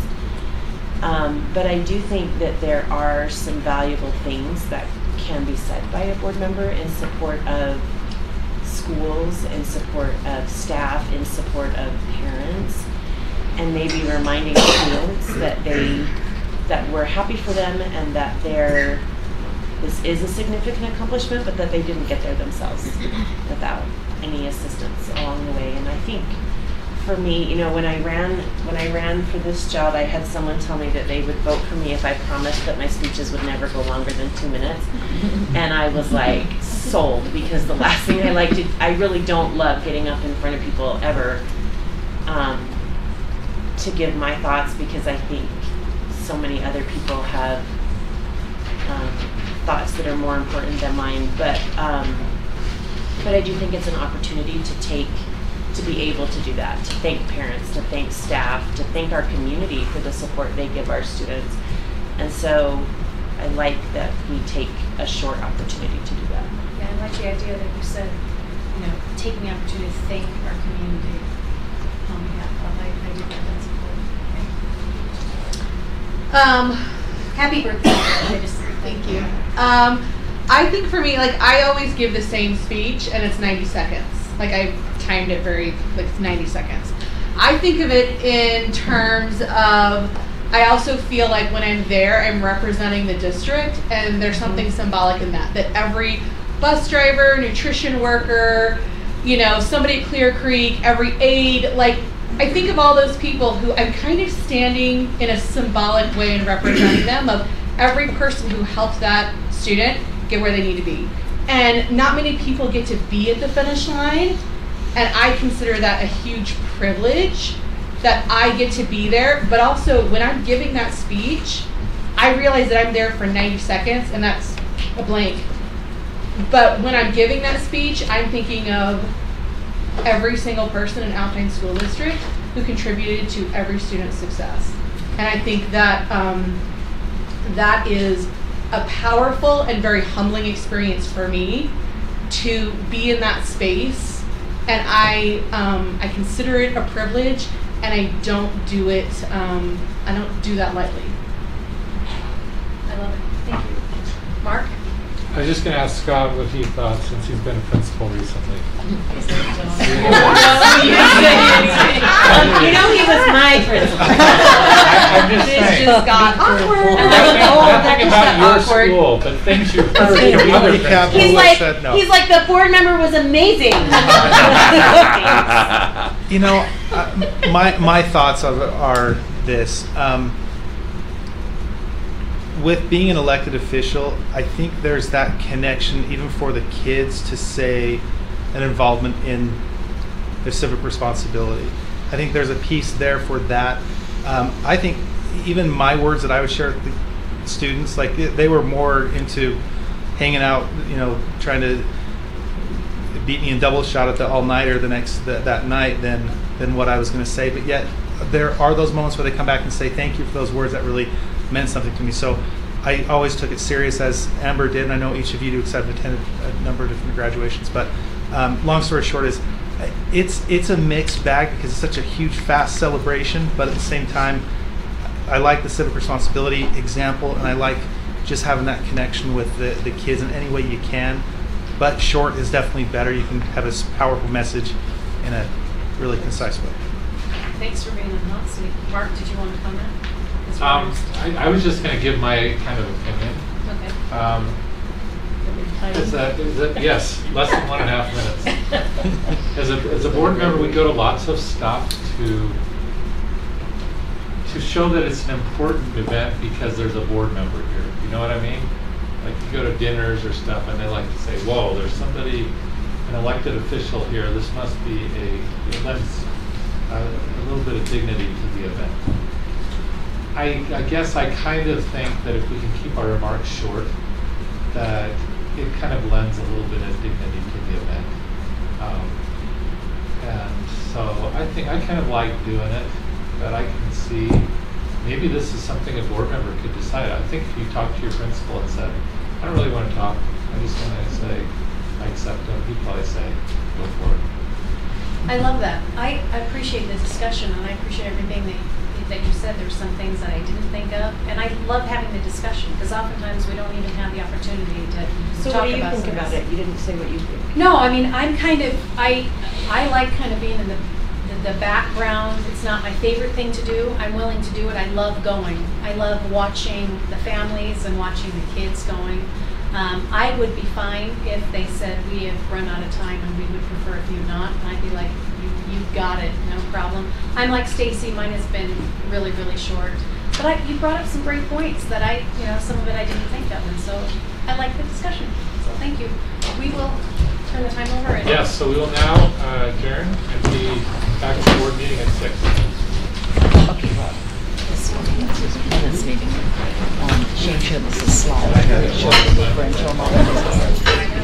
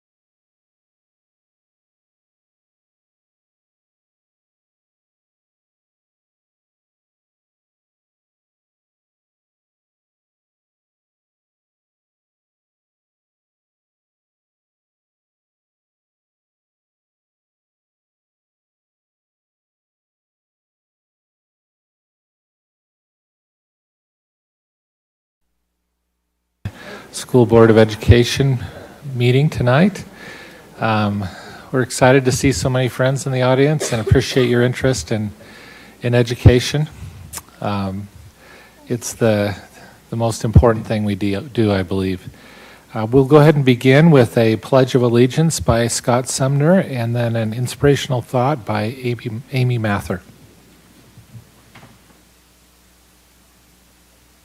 The audience, please rise. I pledge allegiance to the flag of the United States of America and to the republic for which it stands, one nation under God, indivisible, with liberty and justice for all.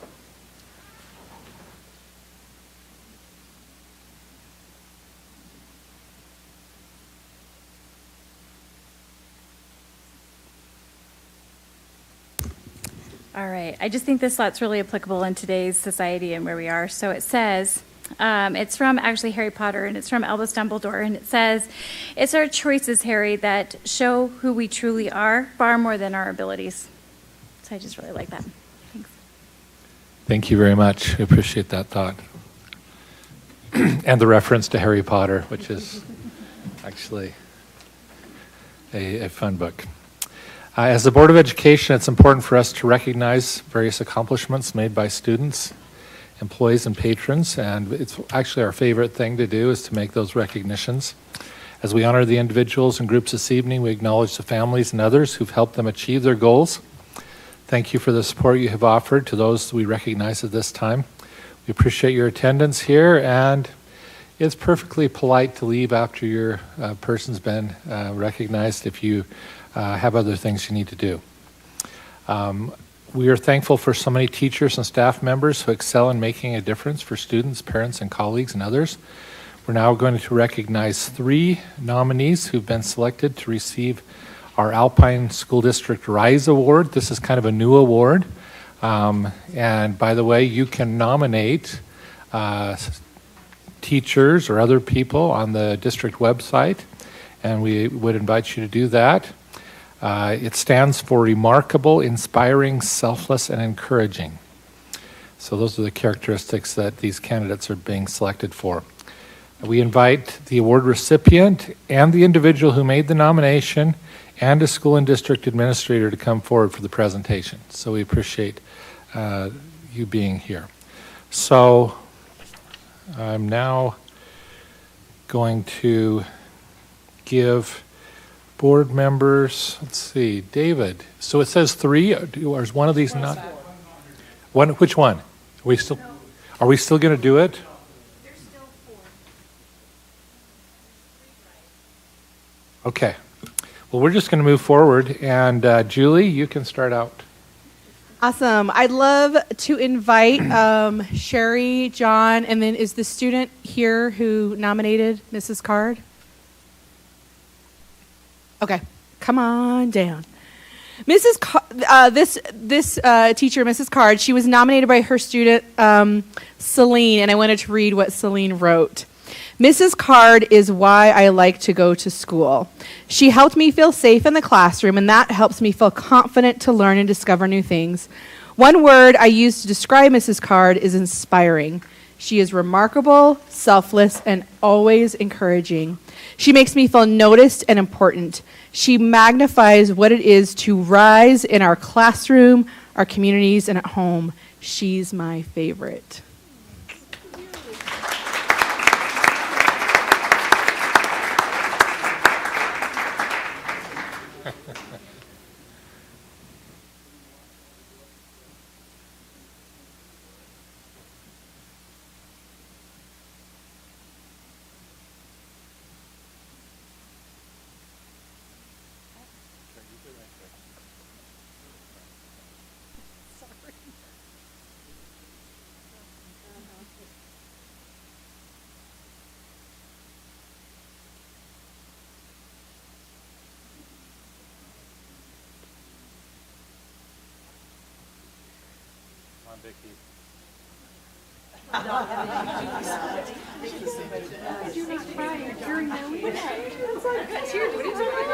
Such a nice trivia. Such a nice Thank trivia. you. Thank you. Congratulations.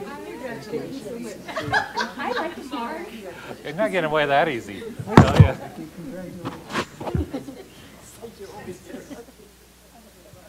And then could we have any family members or others who are here to support Mrs. Card, could we have you please stand so we can also recognize you?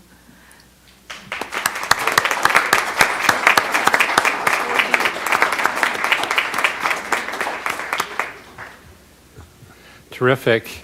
Our next person we're going to recognize is Jonathan Hulse, who is a counselor at Pleasant Grove High. And not here? Do you want to say that one? Okay. Stacy, go ahead. Okay, so we'd love to invite Annie, Cammie, Jory, and Elizabeth up.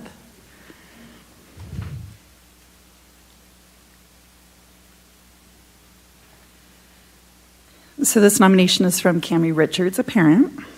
My daughter has an autoimmune disorder and has to have special food accommodations. School lunch is something that has brought a lot of anxiety for my child and myself. Annie Simmons has been very accommodating and encouraging. She has made my daughter feel very comfortable in the lunchroom, which in return means I'm not stressing out as much. She is quick to respond to my questions and is always positive and reassuring. Annie has all of the characteristics RISE stands for and is very deserving of this award.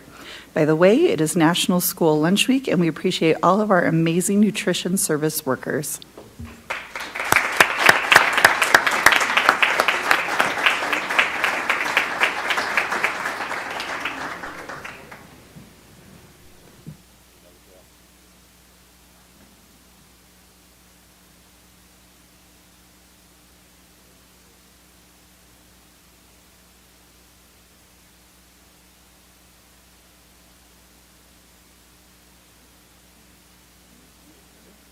Okay. You're kind of.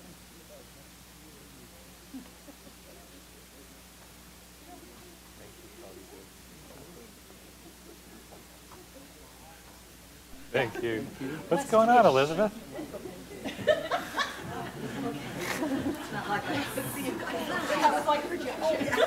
Vicki was up here. I mean.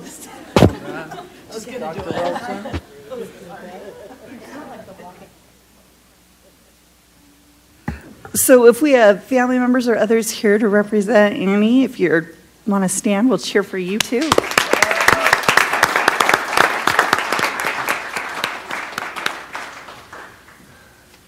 Okay, Cody. You're front and center. And then is Stuart here with you or? Absolutely. Amy, come. Do it. This is Cody Moore from Harvest Elementary. Where is his cape? Faster than a speeding bullet, Cody Moore, head custodian at Harvest Elementary, recently saved a life. Mr. Moore heard yells coming from the faculty room and came to the rescue. He saw one of our lunchroom workers, Darlene, choking and gasping for air.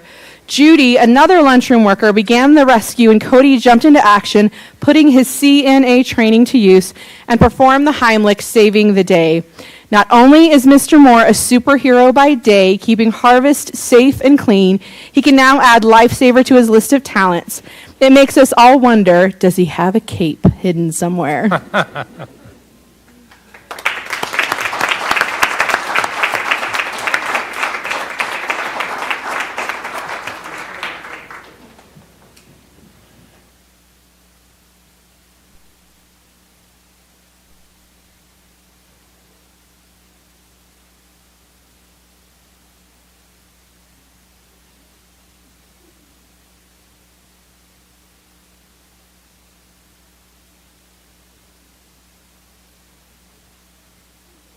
Don't get a picture with the cape? Just, oh, okay.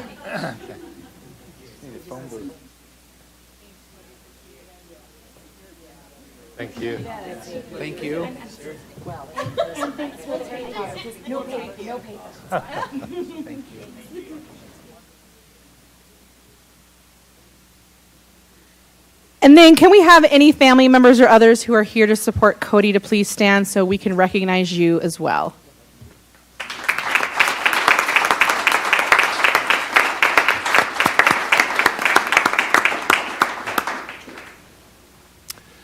Perfect. And again, if you, we appreciate you being here. It's not inappropriate to leave at this time if you want to. This is a great time. So thank you for being here with us. Not that the rest of the meeting is not going to be so exciting, but there you go.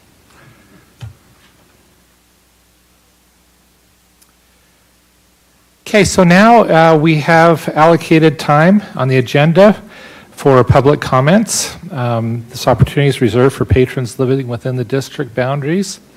Individuals living outside the boundaries can submit written comments, and we have received those online. We will give people a maximum of 3 minutes to address the board. You can always submit written comments if you'd have more to say at alpineschools.org/schoolboard. Personnel issues are not appropriate discussion items for an open meeting. If you have a personnel concern, contact a member of the administration or put your concern in writing to the Board of Education. By the way, we really value emails. I think all of us get lots of emails from patrons, and so we appreciate your, we want to get public input from everybody. This is just one way that we process that public input. So we'll go ahead and start with Annette Stevens, and then we'll have Tino Dig, maybe, next up. Diaz? Okay. Go ahead. Yes, if you wouldn't mind coming to the microphone, that'll help us hear you better. Okay, thank you. I'm Annette Stevens. I have a granddaughter attending Lone Peak High School right now that I am raising, and I'm here to talk about banning of books. It has come to my attention that several parents want to ban the book Speak by Laura Anderson. So I read that book cover to cover.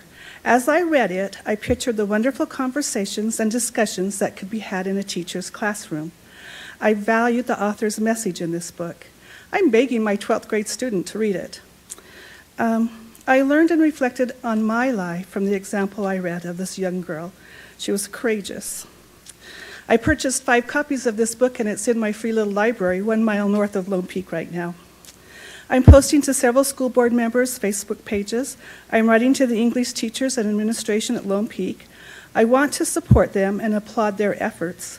I want to publicly thank the Lone Peak High School team of teachers for using this book in their curriculum.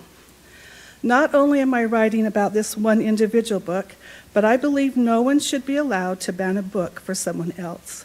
What I value should be as respected as what someone else values. Please continue to believe in teachers and their curriculum. They are doing a fantastic job. I know that you and your work is endless, tiring, and exhausting. But don't be afraid to speak up and tell people what you are doing and why you are doing it. ASD, Lone Peak, and other schools have made accommodations for students and parents that don't want to read a book. A team of teachers have collaborated, discussed, and weighed the options of many books. They chose Speak. Teachers' opinions and choices do matter. They are important. The author of Speak says it best. If you disagree with your kid reading a specific book for a class, then you can talk to the teacher, who will assign an alternative book. That opportunity has been around for decades, across the country for decades. If you don't like the book your kid brings home from the library, let them return it, or return it yourself. Be a parent. Communicate your family's boundaries to your child, but no individual or group or politician gets to define curriculum or library content in public schools. The choices are made by the educated professionals employed by the school district, and they're protected by the First Amendment. So, in the end, I don't want people forcing me to read a book that I don't want to read, and I don't want people withholding a book from me that I do want to read. Thank you. Thank you, Annette. Next, Tino Diaz.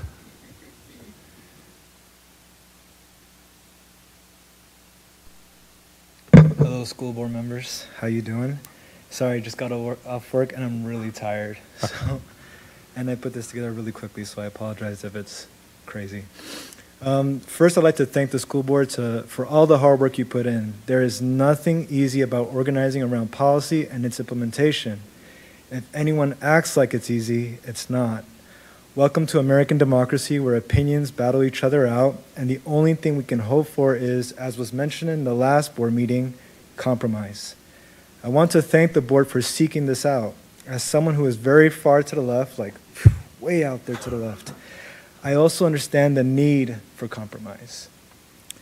Contrary to what was presented last time, there are those of us who are grateful for your pursuit of compromise. I'm on my son's school community council at Windsor Elementary, and there is a strong voice that feels this way, especially amongst various communities throughout Utah County.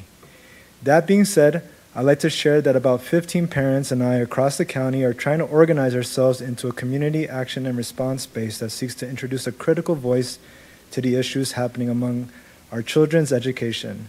We are calling this group CAGE, Communities Advocating for Justice and Equity here in Utah County. And on behalf of CAGE, we appreciate the compromise that Alpine School District has pursued to create processes to review books or literature versus outright ban them. We are investigating these books ourselves as well, and we will identify the ones we'd like to contest their ban status. Concerning the idea of banned books, I have to say this is a dangerous path. And there was a lot of comment around this last time, but I can think of countless other ways where this energy can be put, such as smaller classroom sizes, improved funding for tech in schools, and increased teacher pay, to just name a few. A lot of energy can go to these things, and they're not. As the youth who spoke last time, porn in books is a subjective agenda. One we have to really ask, are kids looking at books for porn? No, you can really thank cell phones and the internet for that, not literature so much. Additionally, I've mentioned this before, but as a former educator at Utah Valley University, I met student after student from minoritized communities, a range of minoritized communities, who never got to encounter their own stories in mainstream or academic literature. And they finally got to witness these things in college, which they actually had to pay for, and that is the tragedy. And just in closing, this creates a dangerous precedent for other areas like public libraries and even the university, which not too long ago a legislator put legislation in for that as well, which is supposed to be a bastion of free thinking. I appreciate your work, and I commend you for your efforts towards compromise. Thank you. Thank you, Tino. Molly Barrington, you're next.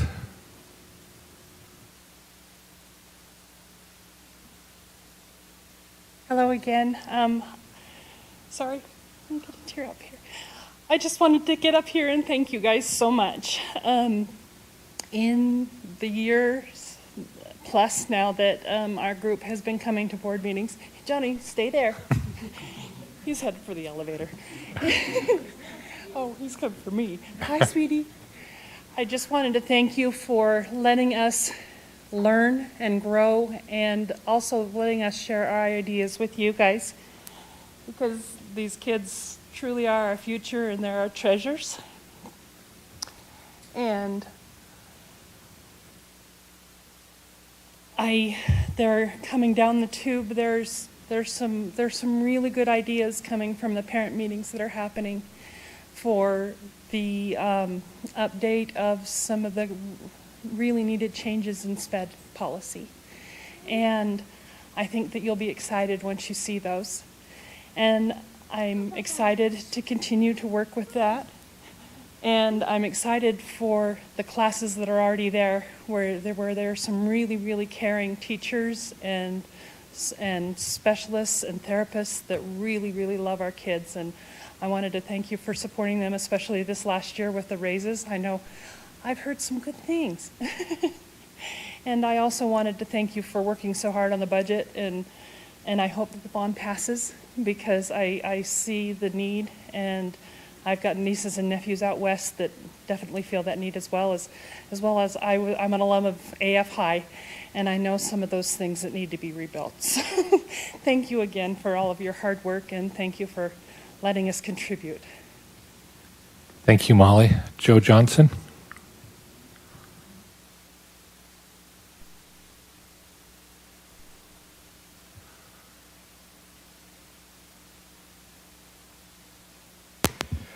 Good evening, board members. So tonight I would like to talk a little bit about decorum of our meetings. It came to my attention that a board member has alleged that Natalie Klein in your last board meeting spoiled the decorum of your meeting. I would like to clarify a few points with that. First, she was actually asked to speak on my behalf, asked to come and speak for her constituents here in ASD. I personally asked her to speak. She relayed to me that she had been in contact with many other constituents and teachers regarding the HB 374 policy. While your instructions prior to public comment say you must be a resident of the district, I have seen many times where that has not been verified or upheld. Further, it's not in your policy. I'll read your policy to you. Public comments to the board. During regular board meetings, a public comment portion will be limited to 30 minutes. Individual participants will have a maximum of 3 minutes. In-person comments will be limited to the first 10 individuals who sign up in person for themselves. Once the maximum of 10 participants is reached, individuals may still participate by providing written comment. The sign-up form, in-person comments, will be available 1 hour prior to the regular board meeting. The definition of decorum means in keeping with good taste and propriety. What good taste is involved when you seek to not let someone speak at a public comment period and yet you don't notify them of your intent? I would like to have a follow-up from the board on who made that decision. I'd also like to know what vote of censure will be taking place. I sat by Natalie the whole time. I know that there was no comment to her saying she was not going to be able to be allowed to speak. And you filled up a spot without letting her know that. Board Member Klein has been censured for speaking about seminary classroom content.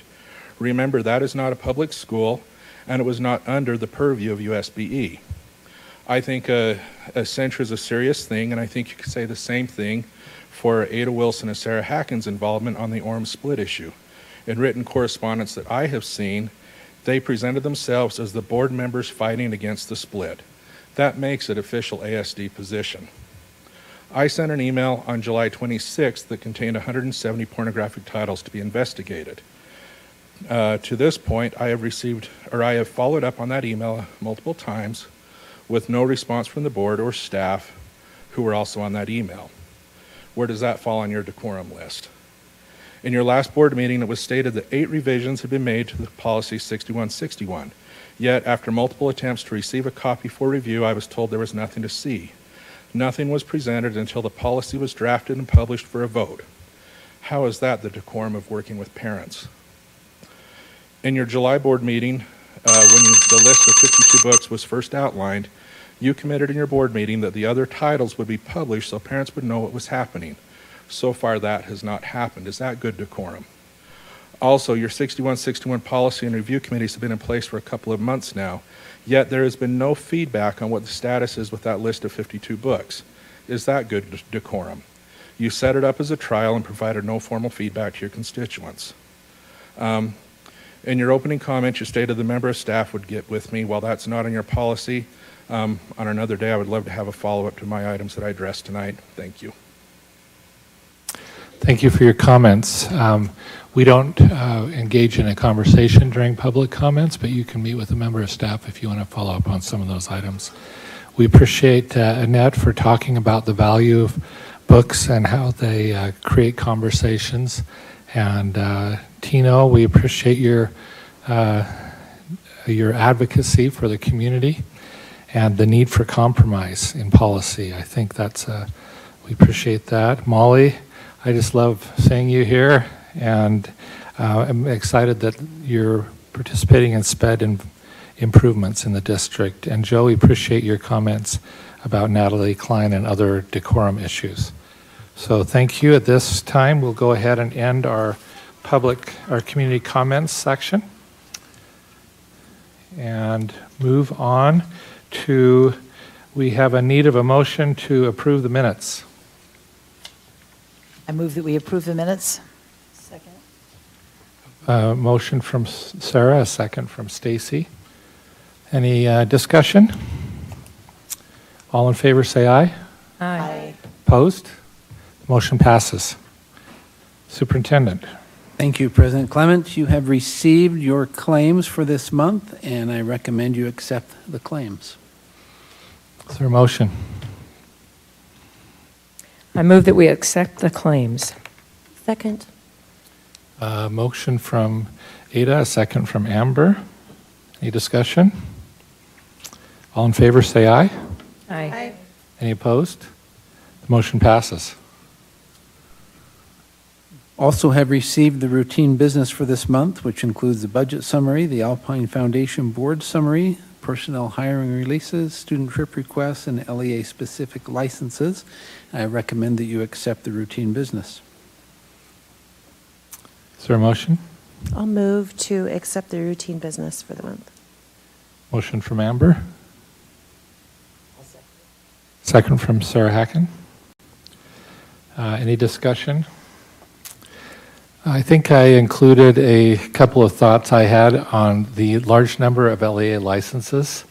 And I think we're going to maybe discuss ways that we can segregate those LEA licenses that are very common and we want to approve from those that may be exceptional. So anyway, I think we'll maybe think about that in the future. I want you to know that I read through every single one of them this time because I wanted to see what were the common reasons for this being an LEA license and maybe ways we could make that process more impactful so that we're doing things that make a difference. So I appreciate those suggestions this morning in meeting with 3 board members, and I will follow up with Human Resources, Cami and her department.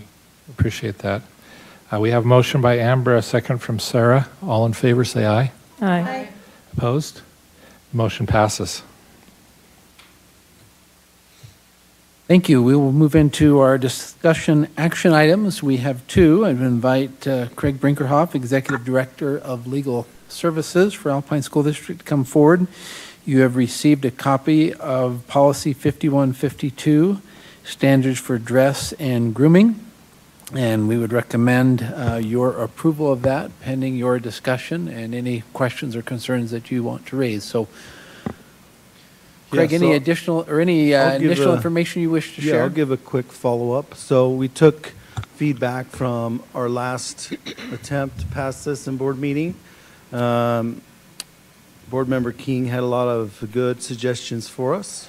Those included removing the words conform, removing the word hygiene. There was a few key phrases that we softened and just made more appealable to a policy that works for the district. A couple of the other things that I wanted to highlight and maybe preempt some questions. I had a couple questions on the recent draft via email. So I wanted to just talk about what the committee decided and how they wrestled with a couple of those comments. Yeah? So some of those were in the policy it references safety. And so there was concern over, well, is a dress code policy really talking about safety? And what the committee kind of landed on with that particular issue is choke collar type dress or things that might relate to a collar and a leash or other items that could be a safety hazard with choking or otherwise. Let's see. One of the things I also wanted to point out is we did a kind of an informal survey with the principals. Our director of IT, Blaine, sent that out for us. And one of the things that I'll just pull up real quick and read with regards to that. We had 22 principals respond to this. There's a couple highlights and then just some general comments that they made. But one of the things I wanted to point out is we asked the question, please express your preference for the specificity of a district dress code policy. 40% out of a scale of 1 to 5, 5 being high, that they wanted specificity, 1 being low. 9 of those participants, or 40%, rated that as a 4, 2 as a 5, 3, and then 5 as a 3. So in general, they were kind of gearing towards the higher end of specificity. So just to let you all know that. One of the other questions that we asked them, which we got probably the strongest response on, and that is, as a school administrator, what are the most important topics you would like the district to include in dress standards policy? And the two that got the most votes on that, 20 out of 22 or 90%, were guidelines for areas of the body that should be covered, and then guidelines for clothing that advertises or promotes items contrary to the educational mission. So those were the strongest responses that we got from the principal survey. With that being said, come at me. That's probably phrased Not wrong. that there's With ever that been an being said, adversarial relationship before. Please ask me questions. Would you like to start with a motion? I move that we pass policy 5152, dress standards. We have a motion from Sarah. Is there a second? Second. Second from Ada. Do you want to start out with a comment? Then Ada can go next. Well, you can see, maybe, on that one you can kind of see, we definitely had a wrestle even with the title. We looked at grooming. No, we can't use that word anymore, really. Hygiene, Julie was not hip on that too much. And so we battled back and forth between standards and dress standards, and that's where we landed, was dress standards. It was helpful to have a little bit of background and context where the principals were sitting on this. Amber brought up a good point last time we discussed this and talked about making sure that our community councils were involved in every school, and students had a say in the dress standards. If you've looked through the whole thing, which I know you guys have, we've switched a lot of things in the language. A lot of the words are softened, just like Craig had mentioned. I think the one thing that's good with this policy, and I think what makes it strong, is that it's no longer male or female or focuses on mini skirts or tube tops. It focuses on parts of bodies that can't be shown. And so that is, I guess, unisex. It's everyone across the board. When we talk about the stomach area or maybe, not showing the thighs, things like that. We also talked about, and we had kind of a lengthy discussion last time about hygiene. I know that I can't remember if it was you or Amber, but one of you mentioned, there may be a homeless population. And as we discuss this, and when you write policy, I think it's, you address policy as a standard for most people. And I think with a lot of policies, there sometimes can be exceptions. And Julie brought up good points of, that we have counselors at our school that can address situations and circumstances where we may have a population of students that don't have homes. And so you may have noticed, because we switched some things with hair grooming, and instead of clean hair, I can't remember the verbiage that we had before, but anyway, that was switched. So we made a lot of changes. I don't know if Sarah and Ada want to add to it, but I feel strongly that we finally hit the point where this is passable. Comment, Ada? I'm just going to add, towards the end of the policy, we talk about the graduation attire, and this is a significant movement on the board, and in that we are extending some guidance for allowing cultural expressions for cultural regalia and objects of religious or cultural significance for those of us in our population who have those symbolic things that would be a part of a special event like a graduation. And those would be with the approval of the principal involved. We also have an allowance for those who choose to wear military dress uniforms, that they be within the military standards, but that they are also permissible during graduation. I think in general, the purpose of our revision was to make this more consistent between the sexes, that there wasn't leaning heavy on one or the other. And there's some reliance on links to, do we have those links live, Craig, for the Talking about the coverage picture? of the body? Yeah. It says link picture in there, but it didn't work for me. Yeah, I had to get permission, and I didn't have permission. Yeah. We're still apparently working on permission. Anyway. Okay. David does have it. All right.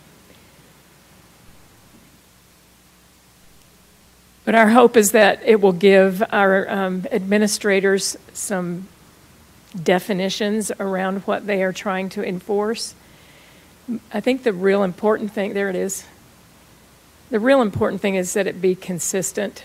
And I know that that's a difficulty for our administrators, is enforcing, because they need the support of parents. And I think that's recognized in the policy, the opening statement, is that we do rely on the support of parents in enforcing a dress standard. Other questions or comments? One of the things we took out of the policy is something that has been in forever, and that is the wearing of hats. And we talked about that quite a bit, and initially in draft 1 or 2, we had hats in there with provisions for religious or medical exemptions. But after talking to principals, many of our principals felt like a bigger issue for them was hoodies where a student could hide headphones or something, whereas with a hat you can see the ears. And they just felt like the day of hats it's not an issue anymore. And some of our schools, especially our elementary schools, like to have a crazy hat day and things like that, and the kids love it and they have fun with it. So we did take hats out of this policy, and we're aware that having this policy now, schools will write their own school dress code policies, and they will follow up and they will incorporate these elements and make them specific to their own school situation. So we think with all of the accommodations we've made and all of the adjustments we've made, we think this is probably going to meet the needs of all of our schools sufficiently. You know you were going to get through this without me saying something, Craig. I was just waiting. I know you were. You were looking forward to it. 1.1, I know that we've talked about this before. I would just prefer that we strike encourage personal cleanliness. It's an extension of the hygiene thing for me. And I've brought up previously that I am concerned that anything having to do with that could unfairly target students who are homeless or living in poverty. And I would just prefer that we strike that out of there. And also, I would state that when we did the principal survey, none of them chose hygiene or cleanliness as something that they felt was like a top consideration. So I would just prefer that we strike that. I also worry that there could be some cultural implications with that. And then my other request is that 2.2.3.2. Poor David's trying to, all right, there we go. Yep. The part where it talks shorts or pants that expose the thigh or are excessively short, anything, I define the thigh as anything north of the knee. And I think and I feel like this one, I appreciate the fact that we've tried to find a fairly gender neutral policy that's not going to target one gender over another. I do worry that for girls, finding shorts that don't expose your thigh is really tough, especially if you're a taller girl. So I do worry that this one is going to be used to target girls in school. I just feel like saying like exposing the thigh, I just don't think that's where we should draw the line. And I do hear what Sarah's saying about we want to make sure that the standard is for most people.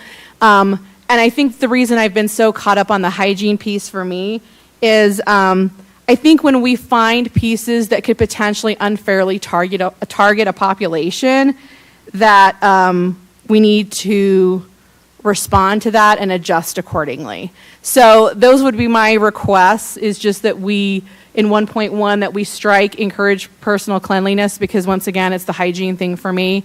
You know, parents are in charge of how their kids leave the house, and I think in 2.2.3.2, exposing the thigh, I think it's going to be too restrictive, and I think it's going to be used to potentially target one gender and not another. Is that link the same link? It will be. It currently doesn't have a link. Okay, can we look at that link one more time, if you don't mind? I have to say, I would also prefer to rephrase that. I think I have a 12-year-old girl right now, and it is virtually impossible to buy her shorts that come all the way down to her kneecaps. So I think mid-thigh I think that's fine. And that's what your picture is showing right there. Like that, there is thigh exposed on that very graphic right there. So I think that one's unnecessarily restrictive. But other than that, I really appreciate the work that's been done to make this more concise. And I know it sounds like principals would rather that we be more specific, but I like that we're being a little bit more general. So thanks for all the work that's been done on that.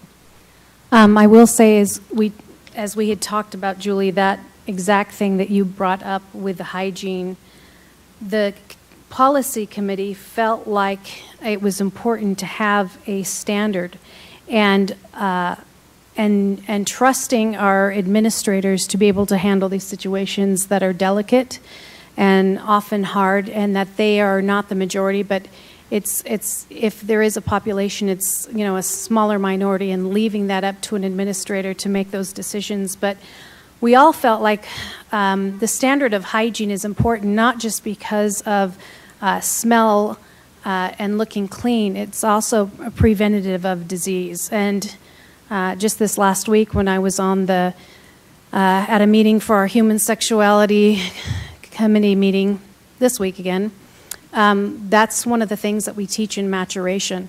And even when you are looking at homeless shelters and some of the classes that they have for the homeless, they provide those and teach those things because of disease prevention. And we feel like there's always going to be exceptions, and we trust that our administrators are professionals and are able to handle those situations. I made the motion. Seconded. Second by Ada. I just want to explain also that, yeah, we struck the word hygiene completely from the policy, and I am in agreement that it was a kind of a harsh word, and so our compromise was in one place to say that we encourage personal cleanliness, and encourage is our operative word, very much softened from what was previously there. I would be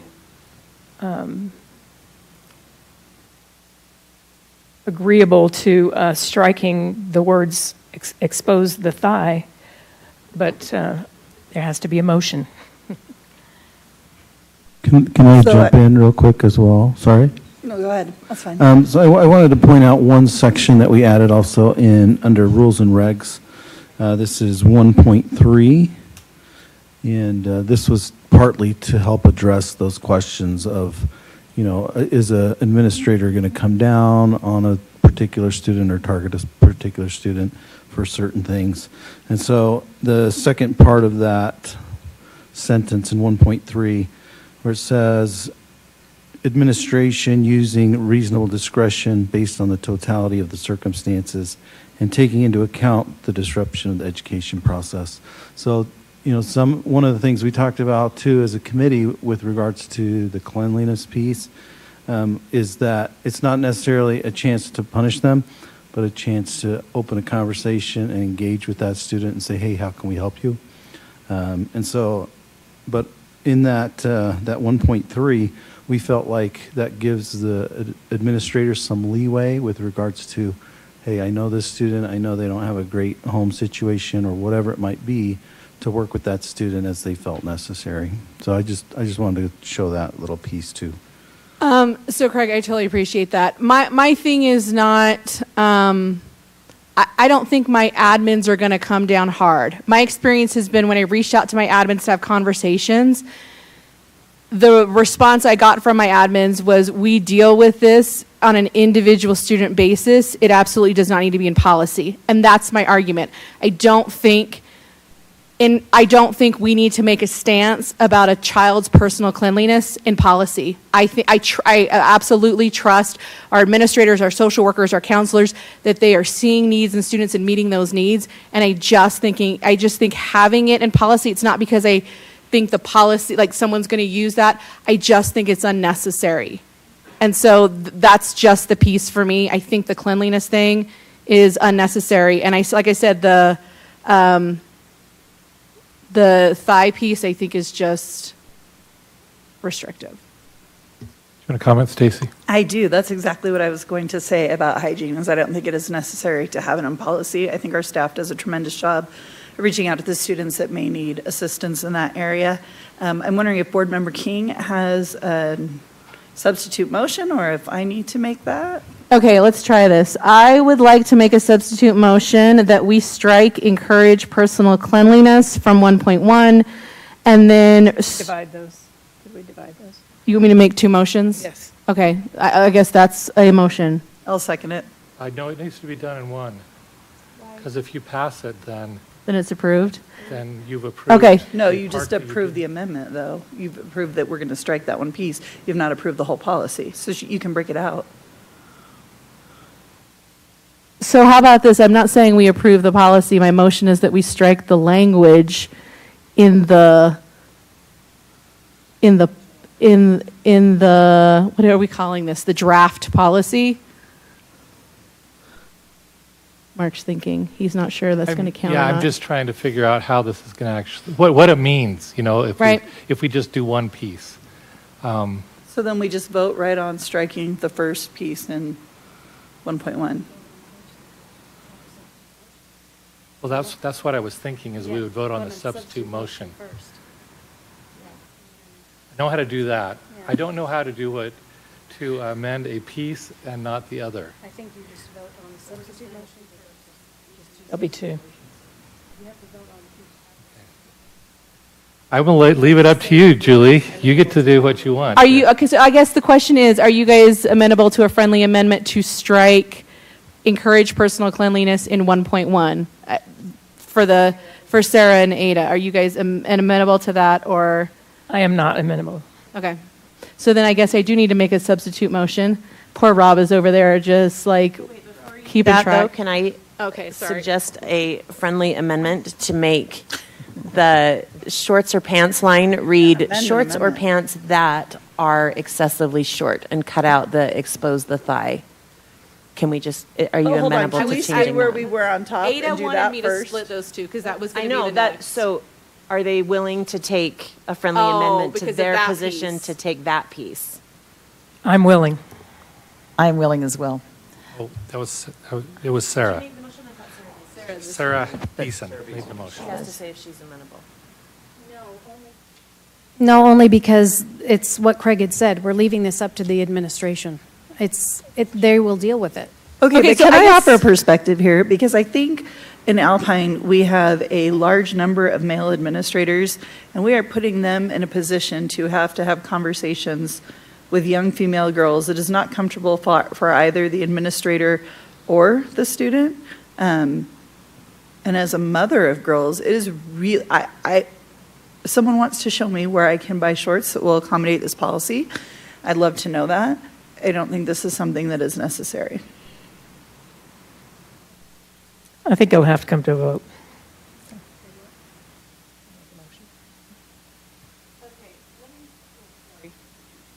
All right, let me see. Okay, since I'm gonna have to put this all in one then. Why can't we just do two separate? Oh, no, okay. They don't. Okay, so I guess what I'm going to motion is that in one, you want me to do the two things I want done separately. Is that what I'm hearing? Okay. I'm going to move that in 1.1 we strike encourage personal cleanliness. That is my motion. And I still second it. So I think what you have to say is, I want to do a substitute motion to pass it with that amendment. Does that sound reasonable, Rob, or am I off track? But I want to do the second piece Move to too. strike it. You can do what she's asking and strike that from the policy. If that passes, you still haven't passed the original motion made by Sarah, seconded by Ada. So she can make that motion. She can. Strike that one piece. It's been motioned and seconded. Now it's open for discussion. Now you vote. Sorry, we're learning. So we're going to vote on striking that part out of the motion? Correct. Her first substitute motion is to strike the one piece. Yep. But she's got to substitute something, right? So the substitute is just striking that language. But isn't it, if it's, the original motion was to pass the policy? Pass it as is. So if the substitute the substitute is to passes- pass it with the amendment. No, it's just to strike the one piece. Then we Okay. have to go back and Then vote she'll on do the a whole second policy. substitute to strike the second piece. And then depending on what passes, then you go back to the original motion. We have a ruling from a parliamentarian. We have You thought this was going to be an easy a meeting, Mark. motion to strike by Julie. Is there a second? Stacy seconded. Stacy. Seconded twice, but I will Okay. do it a third time. Okay. All in favor, say aye. Aye. That was Me. 3. Oh, just One, 2. Well, two. that's fun. Okay. So all opposed? Nay. Nay. The motion fails. Okay. We Okay, now have. so I want to make another substitute motion. Oh, did you want to do it? I don't care. I'm willing to also. Okay, and then my second I guess whatever, the new substitute motion is striking expose the thigh or in 2.2.3.2. A second from Amber. Any discussion? So how would it read, Julie? It would say shorts or pants that are excessively short. Okay. With an illustration.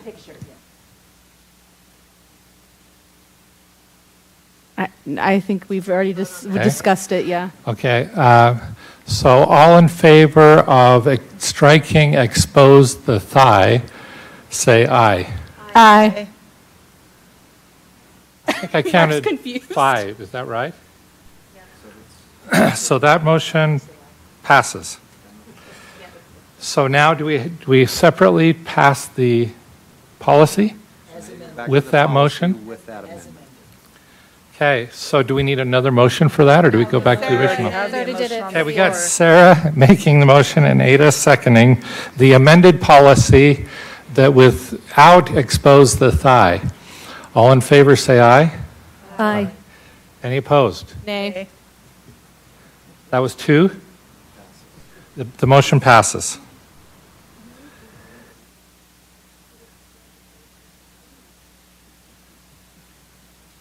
Okay. We are now ready to talk about the TSSA plan. Thank you. Thank you, Board of Education, for your comments, your involvement in that. Thank you, Policy Committee, for your work on that. We will turn some time over to our Business Administrator, Rob Smith, to give an overview of the TSSA plan. Thank you, Superintendent. David, could you pull up that attachment? I think it's hyperlinked there. This is our summary instructions out to the schools. If we can make that just a little bit bigger. Just kudos to our school principals, our secretaries. Actually, maybe downsize that a little bit. It's a little bit blurry. Scroll that down just a little bit, David, until you get to the tables. A little bit more right there. Thank you.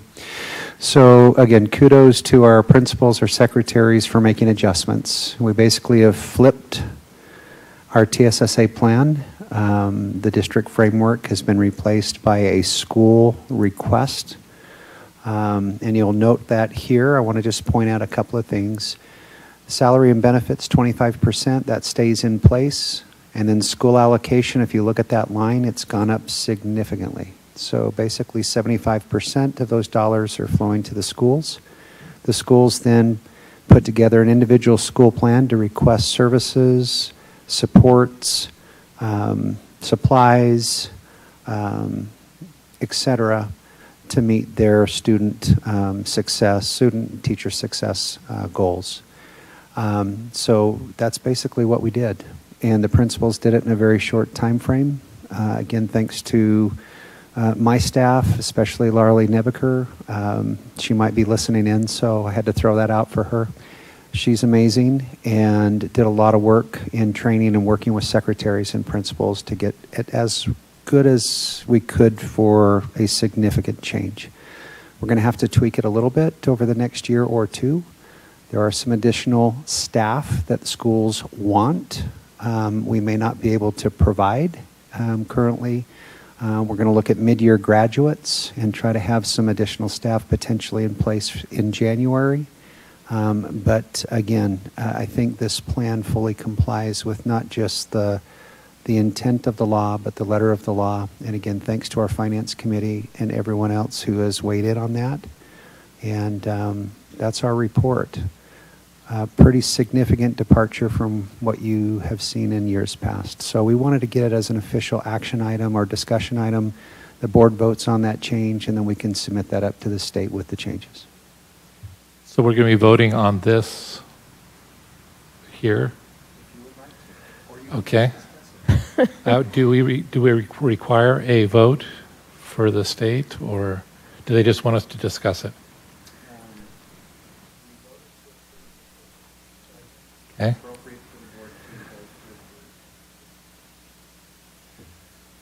And could you just review some of the items that we're going to not be funding that will be changes? So it was really interesting when the schools looked at service providers. Some were valued more than others. And we have all of our service providers are in place. They're phenomenal people. They do an amazing job. And we are working with Dr. Ruiz and Amy Sizem and those providers to ensure we're getting the support to the schools. But there will be some adjustments, again, over the next year or two, as requested by the schools. Some of those areas where they requested more support, if you look in the bottom, you can see some of the key areas.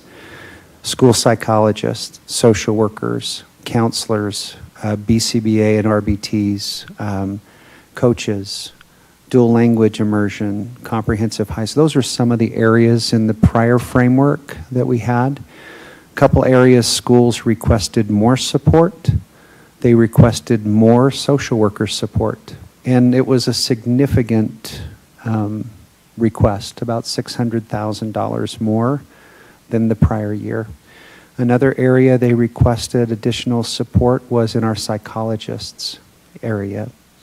And then in some of the others, they requested less support, not because I believe the value was not there. It's just they may not have seen those providers as frequently as maybe they would have liked to, or were not maybe aware of some of the things that those providers do to support our ED units or some of the other student needs throughout the district. That's probably how I would characterize that.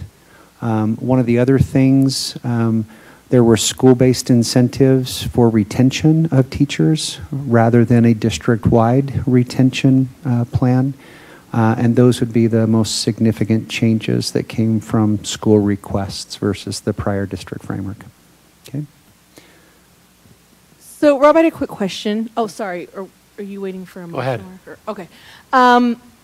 So, seeing that there's a significant increase in requests for social workers and psychologists, are we asking principals why they're specifically asking for additional services? Because I think of school psychologists also fulfilling a specific need with IEPs as far as making sure that they're administering certain tests. So I'm wondering if we've seen an uptick in IEP requests and requests to have students tested to see if they qualify for IEPs.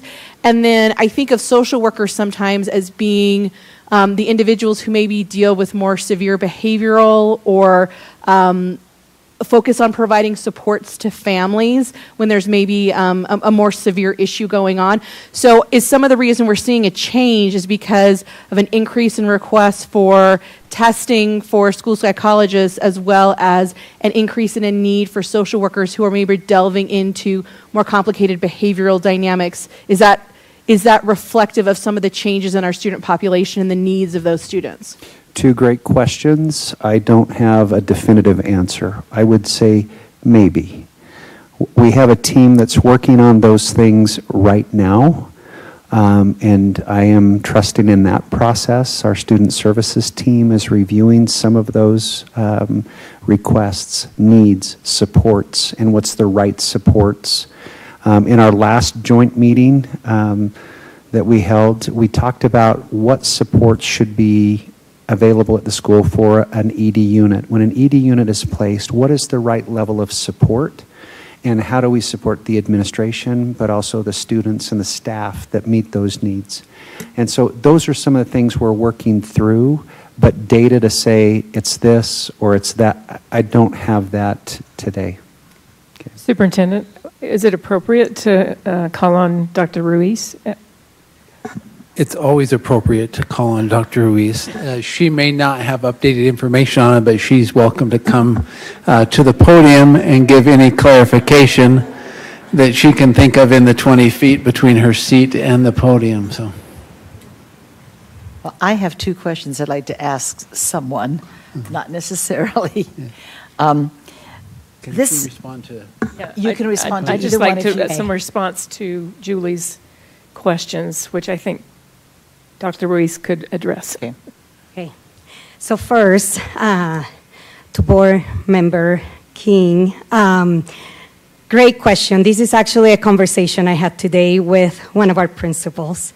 And in looking at the various roles between our counselors, our social workers, and our psychologists, we have seen an increased need of support from psychologists on BIPs and FUBAs. So it's beyond our IEPs and testing, but there's additional supports that our teachers are needing in developing the behavior intervention plans, as well as supporting them conducting those assessments. So that's with psychologists.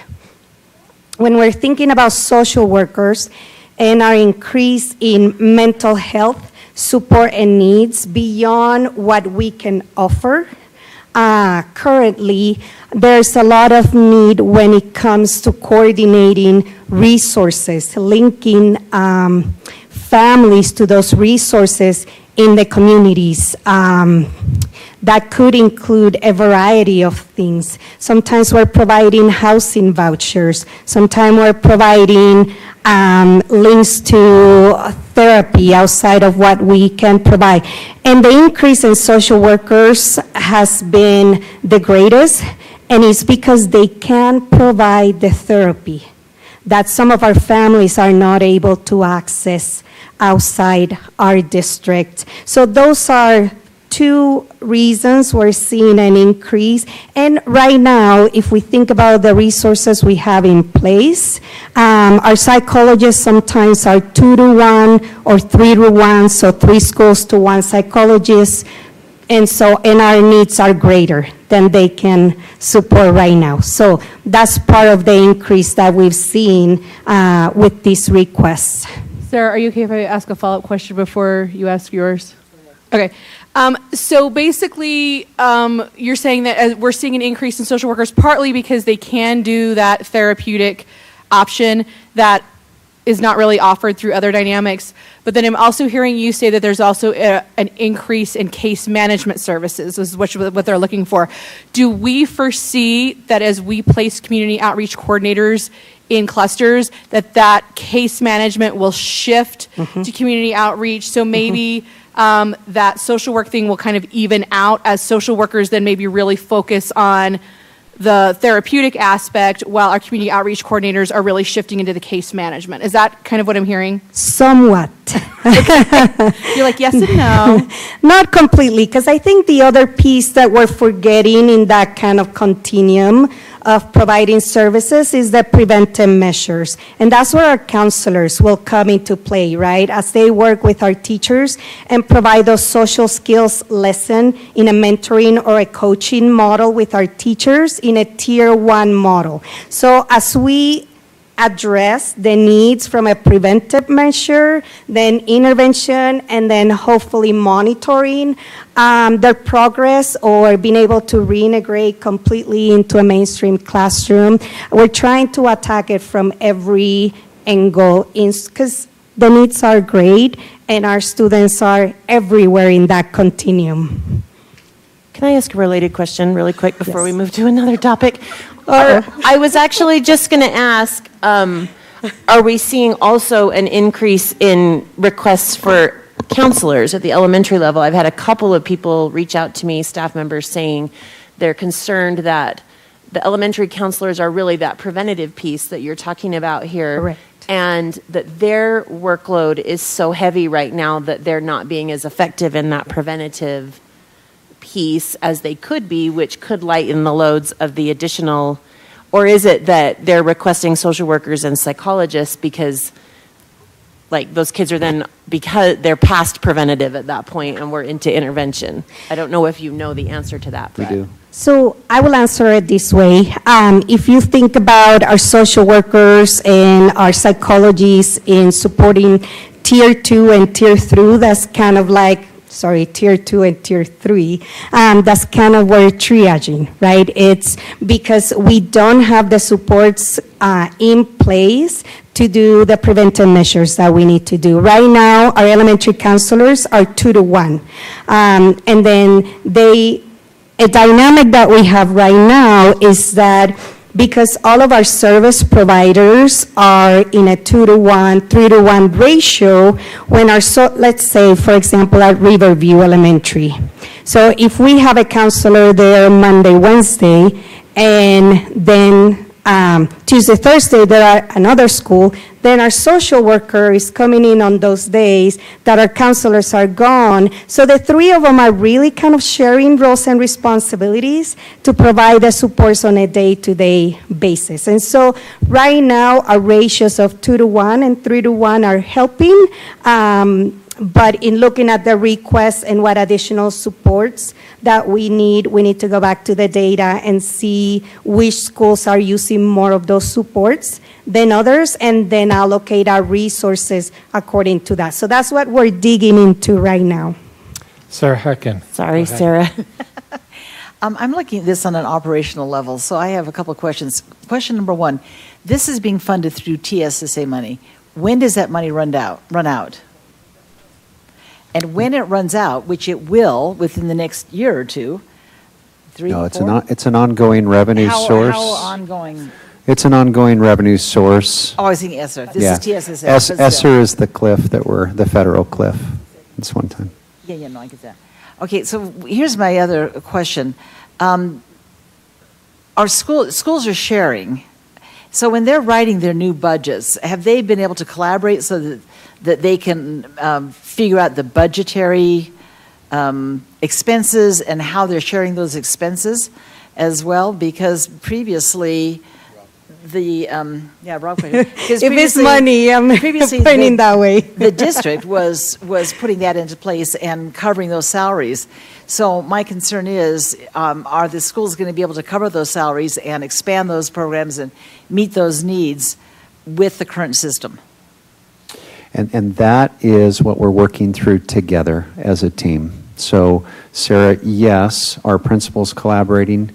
Yes, in some ways with this change, it's created some challenges for us and some opportunities for us.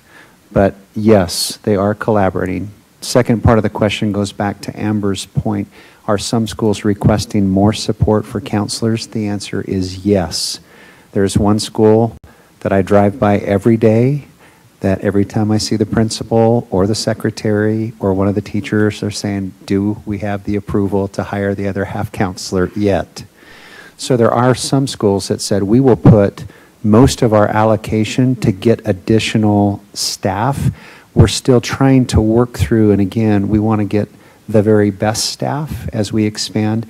And midwinter graduates is kind of what our target is. So as we're working together as a team, identifying some of those needs, and then look to post or hire as those graduates become available. Hopefully we can get a few, and then phase through, back to Sarah's point, some of the adjustments that schools have requested, or that there might be requesting less service, and figuring out maybe why. And then again, some of our schools were spot on and just nailed it, and we had kind of everything in between. And that's what our team's been working through to support this shift. It's been a significant shift, and the board asked us to do that. We've done that, and I just am grateful to work with Dr. Ruiz and her team on the student support side, and then matching the budget dollars so over the next year or two that we will be able to have that completely worked out and get the right supports, identify where we need to grow and expand through the budget process, and make sure we continue getting that multi-tiered system of support that we really desperately need for all kids and all families so we can move forward with high levels of learning. That's where we're headed. Okay, going back to my question then, how secure of a revenue stream is this TSSA money? My concern is that we are doing wonderful things and we're finding urgent needs that are being met. And I'm concerned that down the road, we may not be able to sustain that because of whatever happens either in the federal or state level. So how secure is this funding stream? It's as secure as any state revenue funding stream, and it's subject to annual appropriation of the legislature, but I believe there is a political will in this line item to continue ongoing funding for student and teacher success, and that's what this is. I would think this one will stay before some others in our state funding source. That would be my guess. And we continue to work, if I could add one more thing, we continue to work with other areas like Title I funding, special ed funding, and see the ways in which we could braid some of those funding sources so then we can maximize our resources and expand those even more to all of our schools. And we'll continue to seek grants and other opportunities and work with you to see where those resources can be braided to support all of our students. Yeah, I just want to say this is a direction that I am really happy we're going. I think it's been a long time coming, and the needs are there, and I'm really grateful that we're moving that way. I just want to make sure we can sustain it. And Dr. Ruiz, I just wanted to verify that you said that you are working to identify areas of high need, and that those areas will be receiving resources in a disproportionate way, or an appropriate way, I should say? Yeah, correct. One big focus we have right now is trying to provide what we're calling a support package for our small classes that have our students with emotional disabilities, and making sure that they have what they need in terms of staffing, equipment, professional development, and then replicating that or scaling that to our other areas. I appreciate that. But I think that that might come from other funding. This funding goes proportionally to the school that generates the revenue. So it is not, it is just the school that gets what they want. It's not disproportionately distributed. I see what you're saying. Yes, thank you. I think it behooves us to pause and just celebrate how many of these support professionals we have in our schools already. 5 years ago, when you would have heard the word elementary counselor, that would have been, we don't have elementary counselors. Just to see the growth and the support that we're providing our teachers is significant. And the fact that they're requesting more shows that they're needed. So I think it's yes, there's more to do, but it's a celebration by this board of the work that's already been done to provide those supports. Okay, I've got a couple more questions. Thank you, Dr. Ruiz. Yeah, thank you. I'm sorry. I hope we didn't put you on the spot. We just like to hear from you. Okay, I move that we approve the TSSA plan. We have a motion from Stacy, a second from Amber.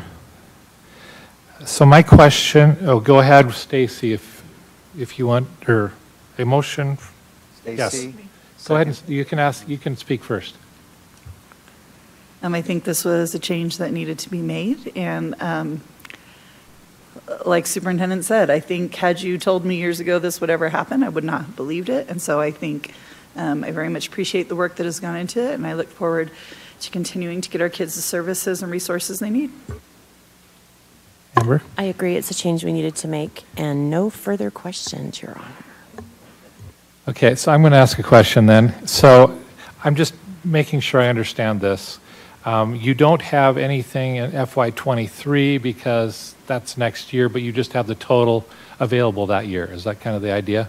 Dollars are available, Okay. and each school, if I was to bring up the Google Sheet, which every principal filled out, printed it, signed it, and sent it to us so we have documented that it was approved by the principal after reviewing with their school community council.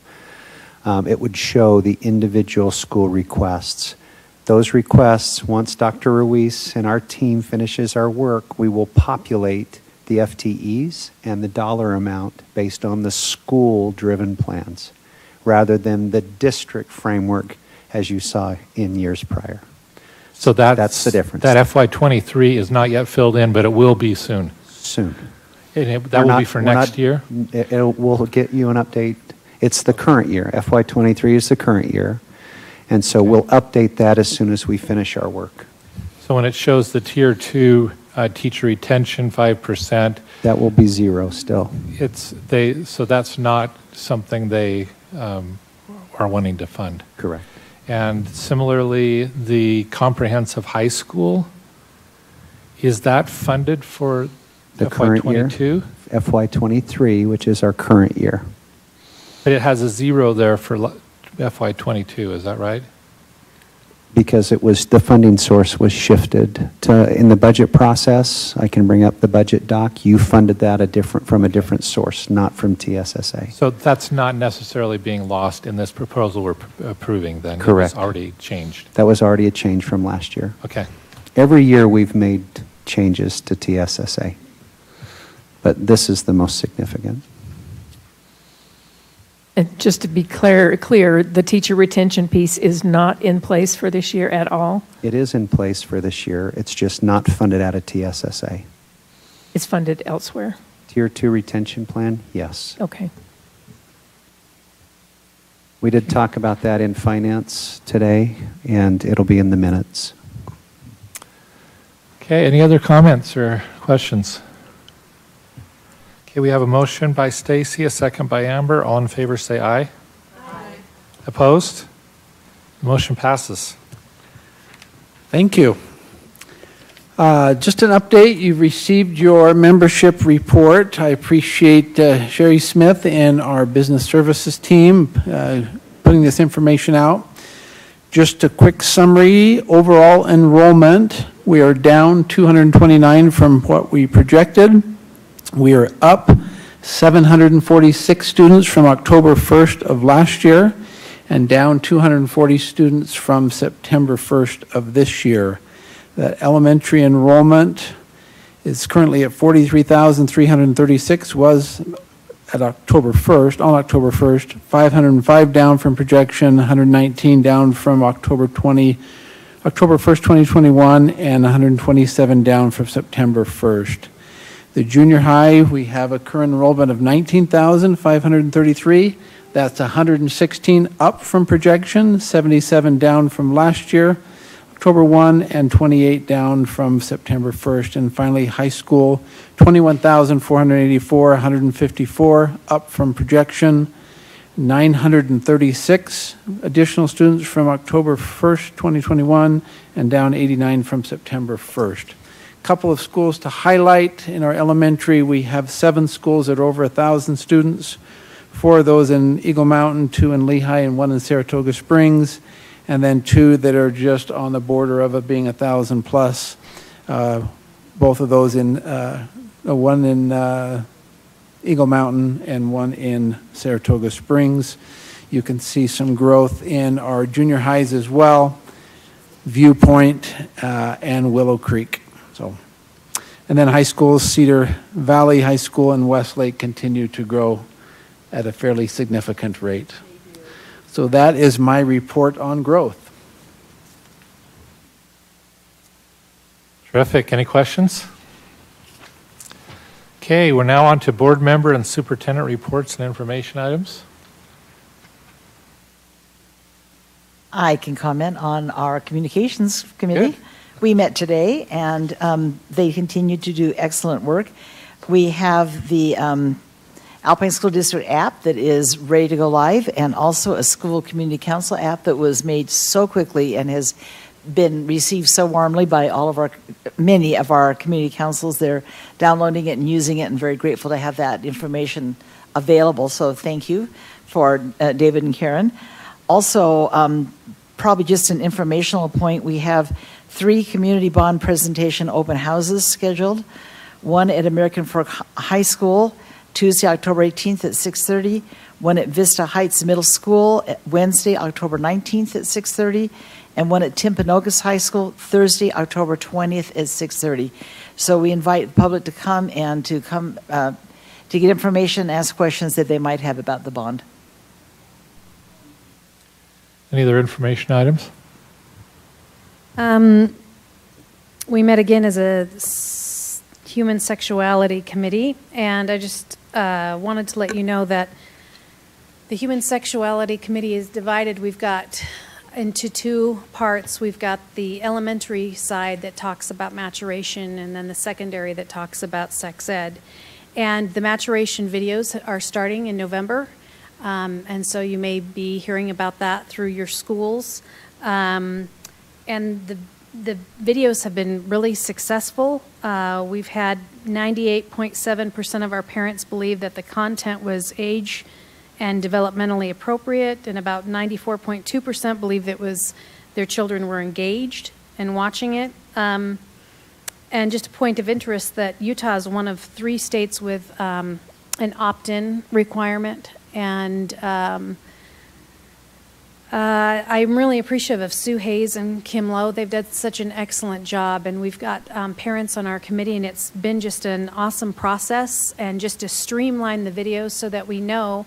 The concern was, because it is a curriculum with maturation, that all of the schools in the district would be getting the same type of information and the same type of content. And it's been wonderful to know that they're getting the same videos and the same information. And so that's the report from the Human Sexuality Committee. Can I ask you a question about that? If a child misses the presentation or is homeschooled, are those videos available online somewhere so that they could look at those? Yep, that's a good question, and the principals can be contacted. Parents can access the videos before the presentation to look through, and they also have the opportunity, if their child, for whatever reason, does not want to participate with other children with the maturation, they can stay home with their parents and watch either one of the videos, the one that's for boys or the ones that's for girls.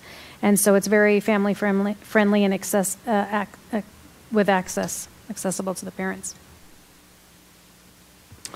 Okay, so a couple things. Parker Gurney over at Lehigh High School invited me to the Mentor Academy this last week, and it's our students who are involved in kind of the video production. What our teachers are trying to do is form relationships within the community to create opportunities for our students. And I particularly love that their focus is on helping students grow and not just providing places with free labor, because we have some very incredibly talented students. So I got to be a fly on the wall and listen there. And so I just wanted to talk about it a little bit here and encourage anyone that may be listening, if you feel like you're a good fit for that or would like to have some of these students in your place of work, please reach out to the person at your school. And also, just on the internship note, every school does have an internship coordinator, and it's sometimes hard for them to find, for businesses to make it work with the class and the hours that they need to come in for the small number of hours that they need. And I think we have a wealth of incredible business owners who maybe just don't know that this opportunity exists and would like to be able to invite our students to be part of that. So you can reach out to the internship coordinator at your high school. And then the last thing I wanted to comment, we talked a little bit in study session about the grades and the scores that were dropped today. And I said I maybe was up at 3 a.m., and I was, and here is why. We really like to get A's. We like to get the top grade. It makes us happy. We have joy.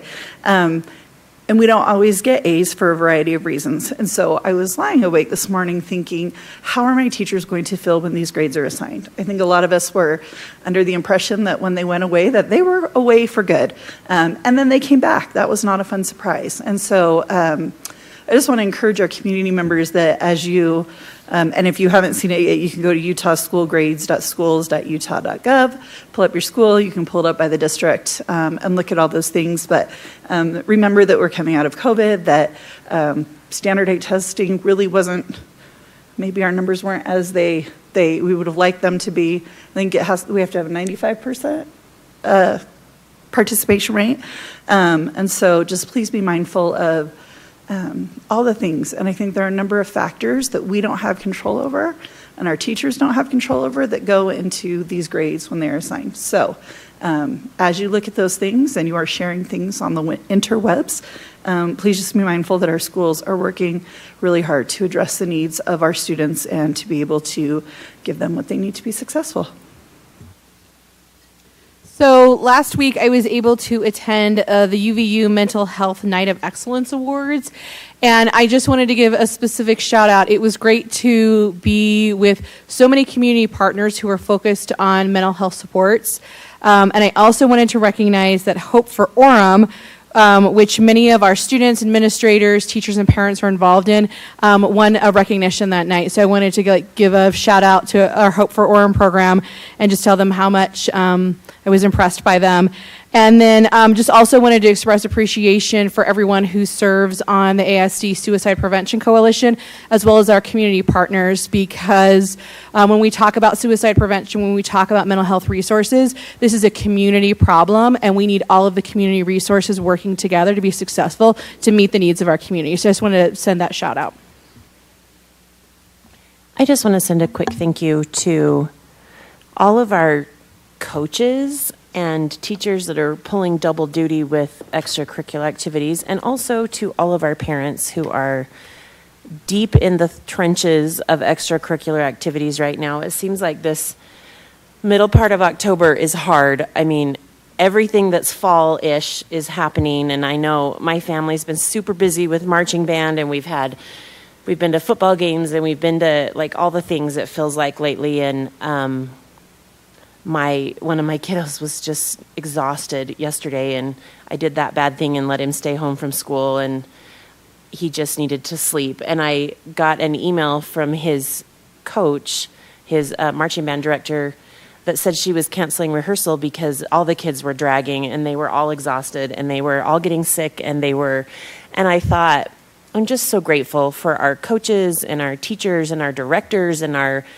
drama's in full swing, and football and cross country had a meet today, and there's just so many things all going on right now. I know golf is in state and tennis is in state pretty quick here, and anyway, there's just so many things, and these parents put in so much time to make these activities possible for kids, and coaches and directors that have just done this every waking moment for months now. I just want to say thanks to everyone for providing these opportunities for our kids.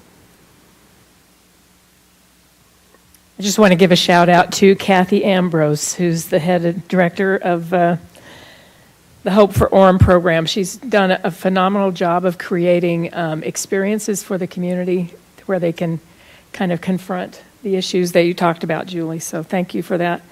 I also wanted to just clarify one point that was brought up during public comment, and that is that as an elected official, I have a responsibility and a duty to represent my community and my advocacy on the Prop 2 issue in Orem, and that's the Vote No advocacy.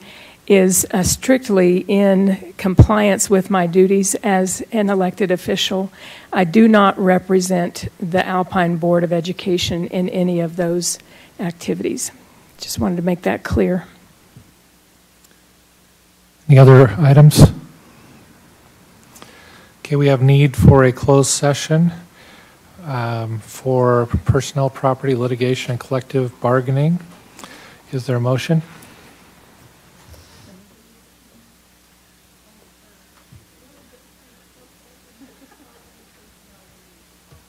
Say we have motion from Stacy. Is there a second? Second. Second from Amber. Roll call. Ada? Aye. Aye. Aye. Aye. The motion passes. We'll now move into closed session.